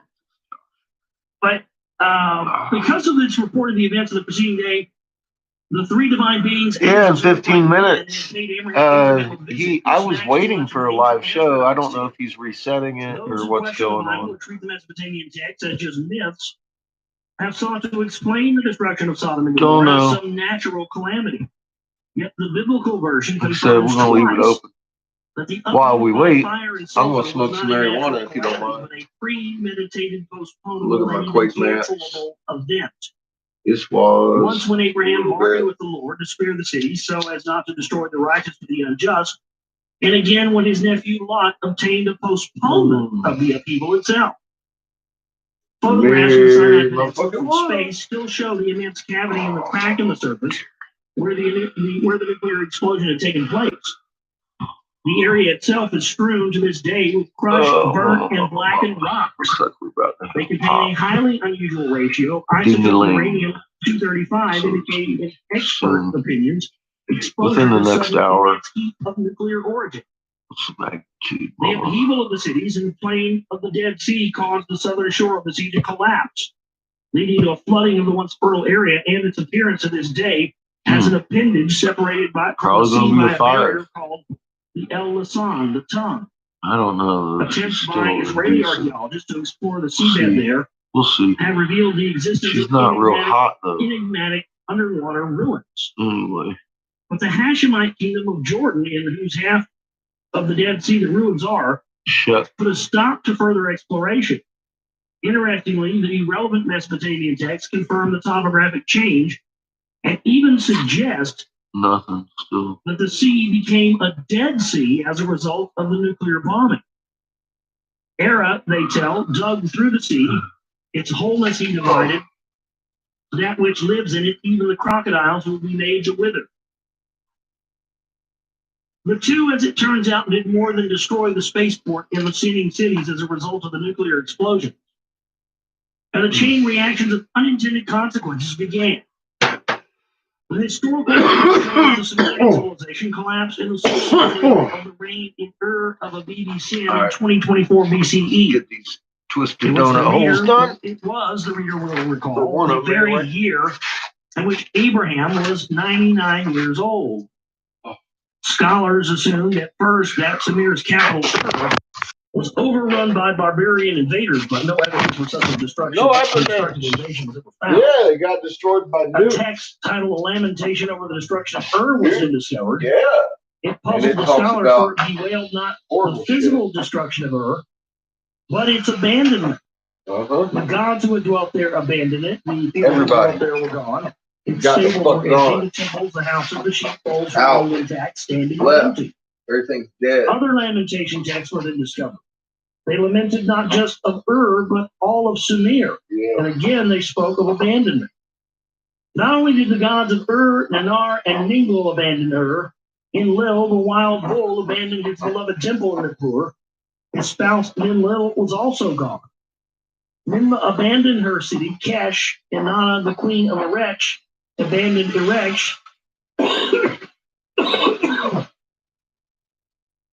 And Ninurta forsook his temple, Enidu. His spouse, Baal, was also gone from Lagash. One Sumerian city after another was listed as having been abandoned. Without the gods, people, or animals, their scholars were now puzzling over some dire catastrophe. A mysterious calamity that affected the whole of Sumer. What could it be? Nuke? The answer to the puzzle was right there in those texts. Gone with the wind. No, this is not a play of words on the title of a famous movie. That was the refrain in the lamentation texts. Enlil has abandoned his temple. He was gone by the wind. And Enlil from her temple was gone by the wind. They flew away. No, they got chased away by the wind. Sheepfolds were gone by the wind. And so got burn that sucker. Burn it. The scholars have assumed that this repetition of the words was a literary device, a refrain that the lamenters repeated over and over again to highlight their grief. Damn it, Josh, you're bringing out my violent side. That was the literal truth. Sumer and its cities were literally emptied as a result of a wind, nuclear wind. A nuclear wind. See? Lamentation and other text reports came blowing and caused a calamity one unknown to men to befall the land. It was an evil wind that caused cities to be desolate, caused houses to be desolate, caused stalls to be desolate, the sheepfolds to be empty. There was no desolation, but no destruction, emptiness, but no ruins. The cities were there, the houses were there, the stalls and the sheepfolds were there, but nothing alive remained. Even Samir's rivers flowed with water that is bitter. The once cultivated fields grow weeds, and the meadows the plants of wither. Yep. All life is gone. It was a calamity that never happened before. Carried by the evil wind, it was a death from which there was no escape. It was a death which roams the street, is let loose in the road. The highest wall, the thickest wall, it passes like a flood. No door can shut it out. No bolt can turn it back. Those who hid behind doors were felled inside. Those who ran to the rooftops died on the roofs. It was an unseen death. It stands beside a man, yet no one can see it. When it enters a house, its appearance is unknown. It was a gruesome death. Cough and phlegm weakened the chest. The mouth was filled with spittle, dumbness, and haze. See, that sounds like a biological weapon. Yeah, keep going, dumbass. As the evil wind clutched its victims, their mouths were drenched in blood. See, that sounds like what happens with like anthrax or ricin or something like that. That's what that sounds like. I mean, there's definitely an indication that there was nuclear weapons unleashed there, but how do we know there wasn't also biological weapons unleashed there? These guys weren't going to take any chances. They wanted everything wiped out.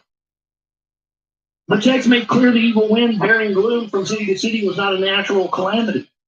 It resulted from a deliberate decision of the great gods. It was caused by a great storm ordered by Anu, a decision from the heart of Enlil, and it was the result of a single event spawned in a single spawning in a lightning flash, an event that occurred far away in the west. From the midst of the mountains it had come, from the plain of no pity it had come, like a bitter venom of the gods, from the west it had come.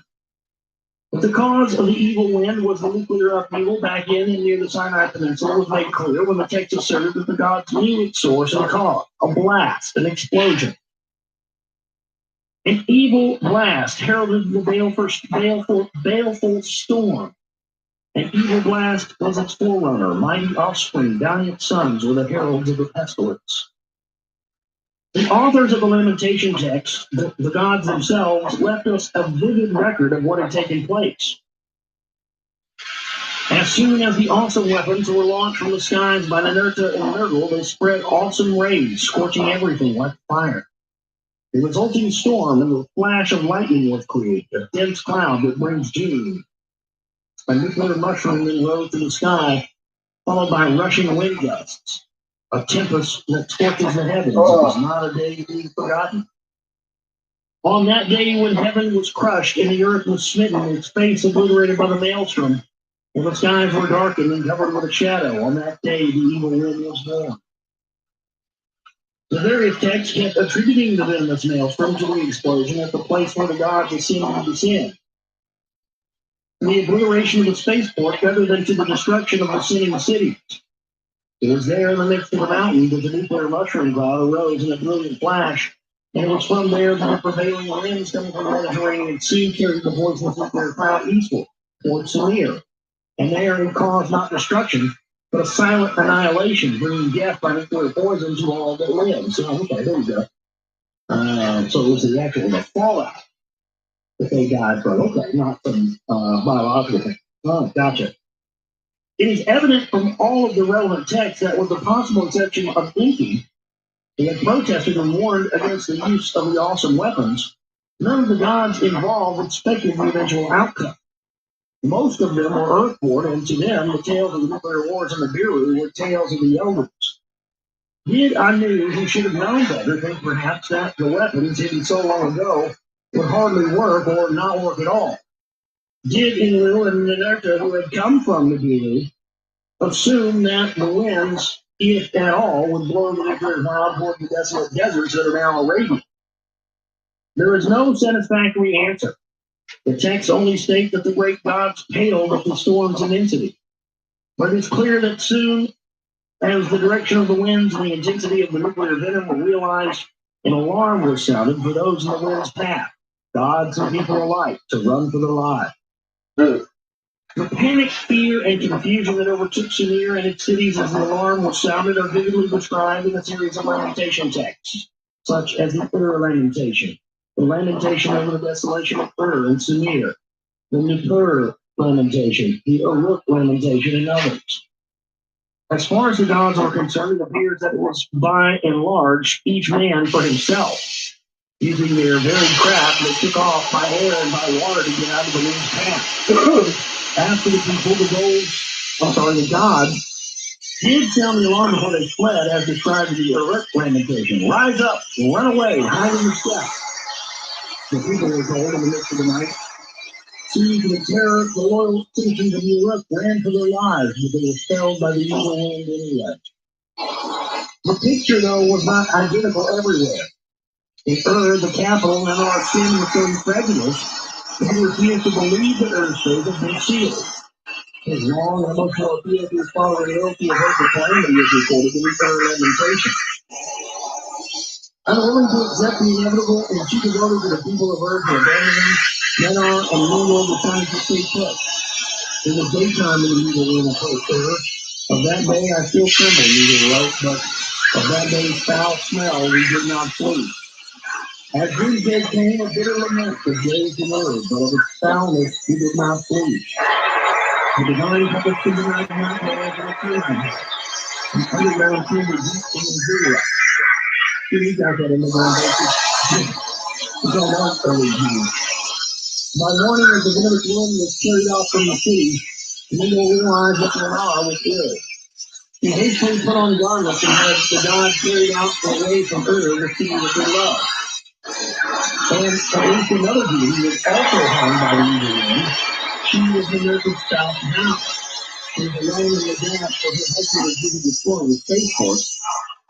Loved by the people who called her Mother Bow, she was praying for her healing position, and just did not force herself to leave.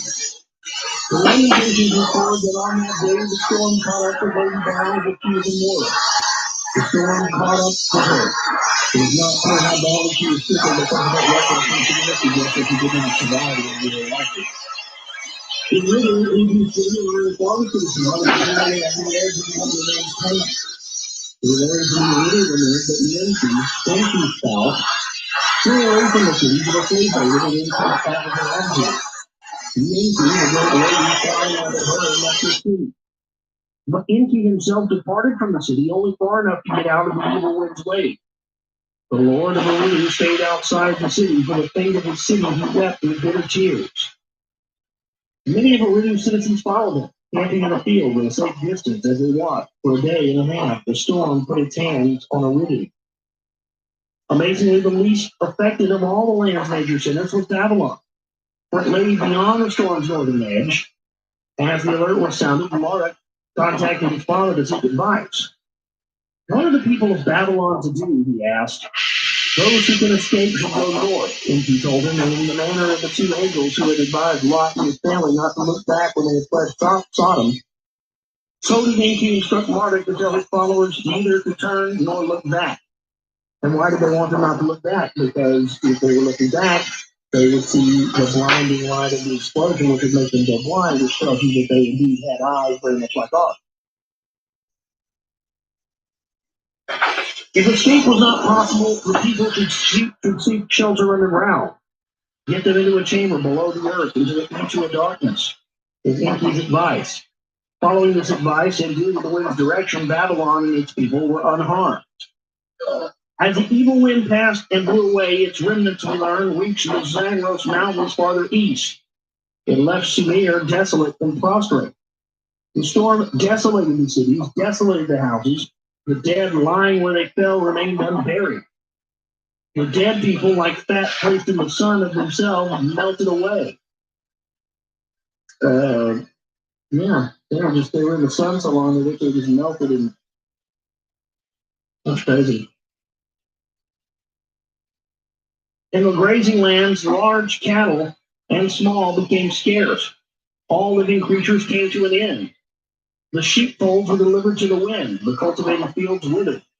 On the banks of the Tigris and the Euphrates, only sickly weeds grew, and the swamps, the reeds, rotted in a stench. No one treads the highways. No one seeks out the roads. O temple of Menar and bitter is thy desolation. The lamentation poems bewailed. O Ningal, whose land has perished, make thy heart like water. The city has become a strange city. How can one now exist? The house has become a house of tears. It makes my heart like water. And its temples have been delivered to the wind.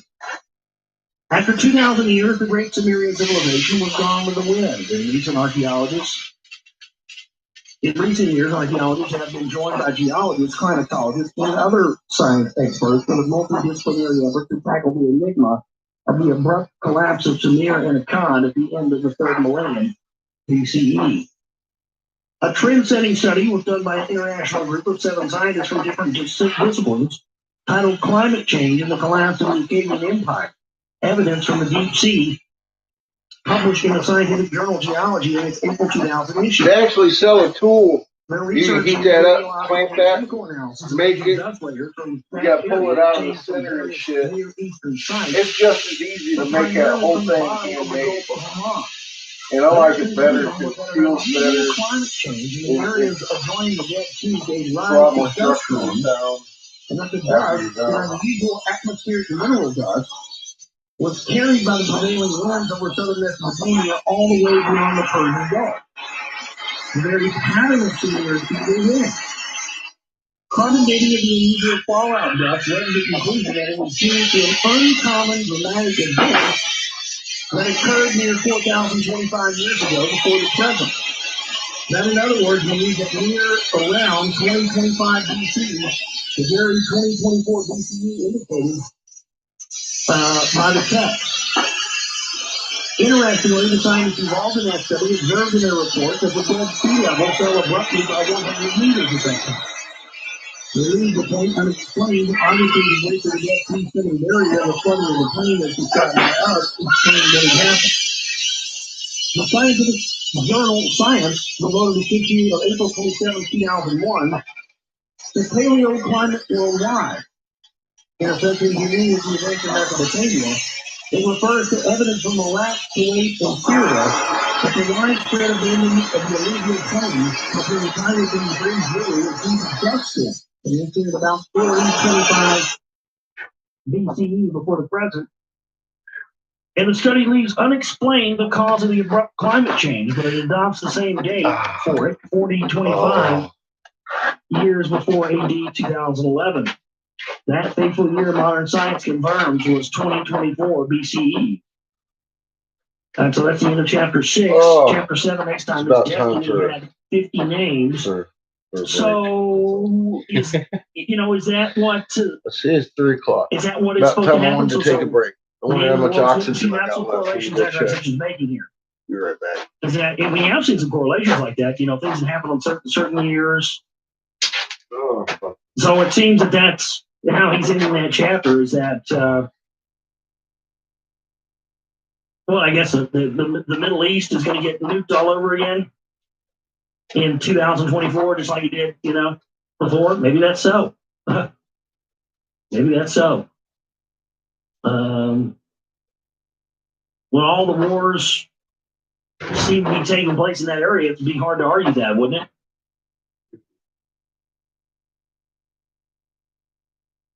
But definitely interesting stuff, and I've already learned a lot from this. A lot of stuff I didn't already know, so I hope you have too. Well, we're going to leave it there tonight. We'll see you back here tomorrow night for the Friday night edition of the show. Please support our work, folks. We've gotten like nothing in this week at all for donations, at all. We got $500 in bills due by Monday. We need to get that in here. Plus, I've got to live and survive and be able to continue doing this work. And after spending all this money that I've spent over the past year in Zero Volume 2, and we just, I'm putting it all on the line here. What are you doing? You need to put it on the line too. TheGoldRadar.com. Support our work if you can. My name is Josh Reeves. I love each and every one of you. We'll see you next time. You guys have a great night. Take care.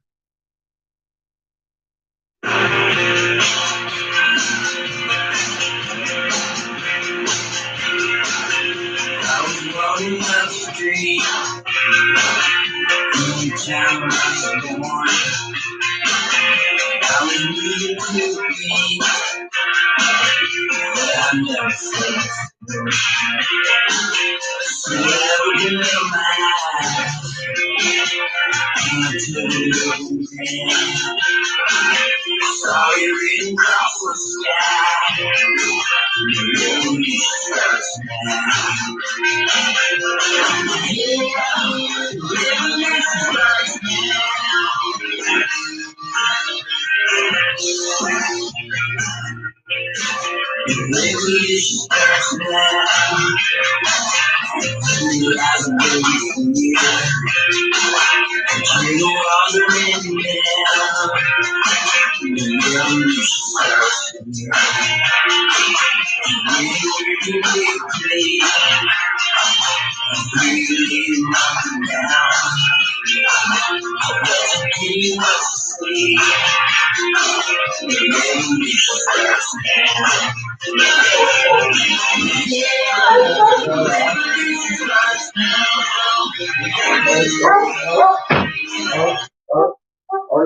The end of days we're here now.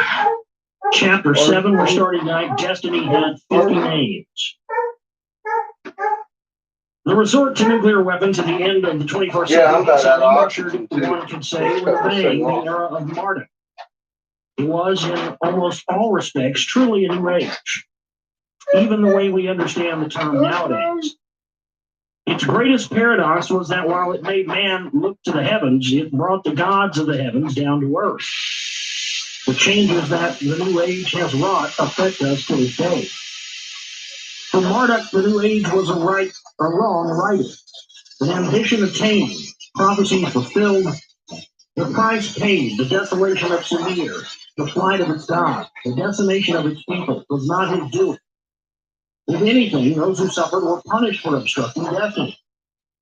The unforeseen nuclear storm, the evil wind in its course that seemed selectively guided by an unseen hand, only confirmed what the heavens proclaimed. The age of Marduk, the age of the ram, has arrived. The change from the age of the bull to the age of the ram was especially celebrated and marked in Marduk's homeland, Egypt. Astronomical depictions of the heavens, such as the Dendera temple, showed the constellation of the ram at the focal point of the zodiacal cycle. The list of zodiacal constellations began not with the bull as in Samir, but with the ram. The most impressive manifestations were the rows of ram-headed sphinxes that flanked the processional way to the great temples in Karnak, whose construction by pharaohs of the newly established Middle Kingdom began right after Marduk's ascent to supremacy. And if you want to see, really, the best representation of Marduk that to me that's ever been captured is in the movie Stargate. Jesus. Not the TV show and the SG-1 election, but just a regular one with Kirk Douglas. Because that's, and I mean, they show Marduk as this, he's an alien. And he inhabits the body of this, kid, and he, the alien takes on the body and he looks like a human, but he's an alien. And then when they kill him at the end, you can see his, I don't want to ruin it for you if you haven't seen the movie, but if you've never seen the movie, or maybe it's been a long time, by the way, you can get, I don't know, for those of you out there who have Blu-ray players, the Blu-ray players are really cheap now. You can get them for like $40, $50. Around Christmas, they're like 30 at some places. And the Blu-rays are really cheap too. You can get Stargate on Blu-ray for $5. I got it at Target for $5 on Blu-ray, dude. Yeah, they got Running Man for $5 too on Blu-ray. You can't beat it. There's some good deals, and the quality is superb. But yeah, Stargate. I mean, that's. They show Raw as an extraterrestrial in that movie. That movie was made like 1994, 1995. So. If you watch that movie, if you haven't watched it in a while, go watch it. All this stuff that we're reading here is, you're just going to go, oh my God, they're throwing it right in our faces. They were pharaohs who were born theophoric names honoring Amun and Amen. So both temples and kings were dedicated to Marduk Ra as Amun. Amen Ra, yeah. He was the monotheistic sun god. That's, he brought in monotheism. Yep, duh. Gods, and there's always multiple gods. That's where the Holy Trinity comes from. The Father, Son, and Holy Ghost. It's Isis, Osiris, and Horus. That's the original Trinity. That's where the whole thing comes from. The unseen for Marduk. let me just throw this in. Every time you're around the dinner table at Christmas or something, and you have to say amen, just make sure you say Amen Ra at the end. And if your relatives ask any questions about it, just say, hey, well, I'm thanking the monotheistic sun god from the, old dynasties of Egypt. Where it comes from. The unseen for Marduk absenting himself from Egypt selected Babylon and Mesopotamia to be his eternal city. Both Marduk and Nabu survived the nuclear maelstrom unharmed, although Nabu was personally targeted by Nergal. He apparently hid on one of the Mediterranean islands and escaped harm. Oh, did he dump the Anti-Cathera mechanism there while he was there too? That's interesting. It would be in the Mediterranean. That's where they found that at. The clockwork meshing gear mechanism that accurately tracks the movements of the stars. Thousands of years before we had any kind of gears like that, found on the coast of Crete in the Mediterranean. Fuck, here comes. Subsequent texts indicate that he was given his own cult center in Mesopotamia called Borsippa, a new city situated near his father's Babylon. Take him out, please. He continued to roam and be worshipped in his His veneration both there and Mesopotamia is attested to by sacred places such as Mount Nebo near the Jordan River, where Moses later died, and the theophoric royal names such as Nabu Pol Assar, Nebu Shed Nezar, and many others like Nabu and Nezar. Yeah, where that comes from. Which famous kings of Babylon are called. His name, as we have noted, became synonymous with prophet and prophecy throughout the ancient Near East.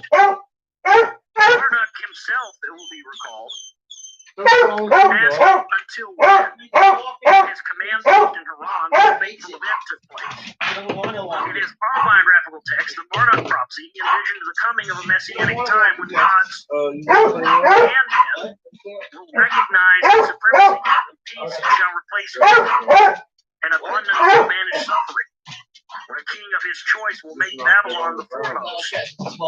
With the Asagil temple, as its name meant, raising it to heaven. I can't A king in Babylon will rise, and my city Babylon is missed, my temple to heaven will change. Crazy. The mountain like Asagil will renew. Fucking something wrong with you, The dog. ground plan of heaven and earth, for the mountain like Asagil he will draw. The gate of heaven will be opened, the Stargate. In my city, Babylon, a king will arise. In abundance he will reside. My head he will grasp. He will lead me in processions to my city and my temple, Asagil. For eternity I shall enter. The new Tower of Babel, however, was not intended, as the first one was, as a launch tower. His supremacy, Marduk recognized, was now stemming not only from the possession of a physical space connection, or a Stargate, but from the signs of heaven, from the zodiacal celestial time, from the position and movement of the celestial bodies, the Kakaboo, the stars and planets of heaven. Accordingly, he envisioned the future of Asagil as the reigning astronomical observatory, making redundant and inert as Inu and the varied stone hinges erected by Thoth. When the Asagil was eventually built, it was a ziggurat erected according to detailed and precise plans. Its height, the spacing of the 7 stages, and its orientation were such that its head pointed directly to the star Iku, the lead star of the constellation of the Ram circa 1960 BCE. The nuclear apocalypse and its unintended consequences brought to an abrupt end the debate regarding whose zodiacal age it was. Celestial time was now Marduk's time, but the god's planet Nibiru was still orbiting and clocking divine time, and Marduk's attention shifted to that. As his prophecy text made clear, he now envisioned astronomer priests scanning the sky through the ziggurat stages for the rightful planet of Asagil. I got to go. Omen knowers put to service shall then ascend in its midst. Left and right on opposite sides they shall separately stand. The king will then approach the rightful Kakaboo. I didn't breastfeed mine. The land I just chose not to. A star religion was born. The god Marduk I gave goat's milk and oatmeal a star we call in a bottle. Nibiru became Marduk. For 3 months, and I started feeding them blueberries. He ain't stopped eating them since. Planets. I think that's where a lot of the confusion comes from. I never even knew he was teething. Nibiru Throw became some blueberries, cut in half, became nomming on them bitches. So you never say anything. In conformity with the new epic of creation, the You like how I made that decision? Was revised in its Babylonian version so as to grant Marduk a celestial I didn't have much choice. He did not. My titties just ain't big enough. He was Nibiru. It wouldn't hold enough milk. Dialectic of a Oh my God! Language. It equated Marduk with Nibiru, the home planet. I did have itchy, leaky nipples though. They said it was sympathy lactation. Star planet that had I don't even want to hear that shit. To avenge both the celestial Ea and the one on Earth. So see, this is explaining that allegory. So people ask me about that. Why did they refer to them as planets? You know, this is. Homie wasn't eating no tit. It thus made Marduk the Lord in heaven as on earth. His destiny in the heavens, his orbit, was the greatest of all the celestial gods, the other planets. Paralleling that, he was destined to be the greatest of the Anunnaki gods on Earth. Got a year each, huh? The revised epic creation was I'm fixing to go to Rocky Ford and get myself some butter. Marduk with a defeat of the monster Tiamat in the celestial battle, the creation of Earth. That's right, because hang on, let me sit up for a second. Was destroyed. Oh, and supposedly that's where all the water on Earth came from. Tiamat was I've been bent over the flame a little bit too long. I'm out of oxygen, boys. It appeared as if, as in Star Wars, it looks like on Tatooine, there's two suns. Well, supposedly that's what it looked like before the destruction of Tiamat. First thing. There appeared to be two suns from Earth, but actually it was a water planet. All right, y'all. You have a good evening. And when they destroyed it, all the water came rushing down. Some people believe that's where actually how the Great Flood happened. And all of the pieces that broke away from it. I got all the baby snuggles. That was good. Broke up and became, shit. That's what the waters of the firmament mean in the book of Genesis, folks. I'm glad it happened the way it did. Read the book of Genesis. It says the waters above the firmament. That's what they're talking about. The waters rushing down to Earth and above the firmament in the asteroid belt. The other party had decided to prioritize. Didn't. I had a good time. I enjoyed it. And all the feats. All right, y'all have a good evening. I gotta get off this back for a little bit. I gotta get into town and get some stuff done. Cosmology. Get back the new here. Version then credited Marduk even with the artful fashioning of man. Y'all have a good night. With devising the calendar and with the selection of Babylon to be the navel of Earth.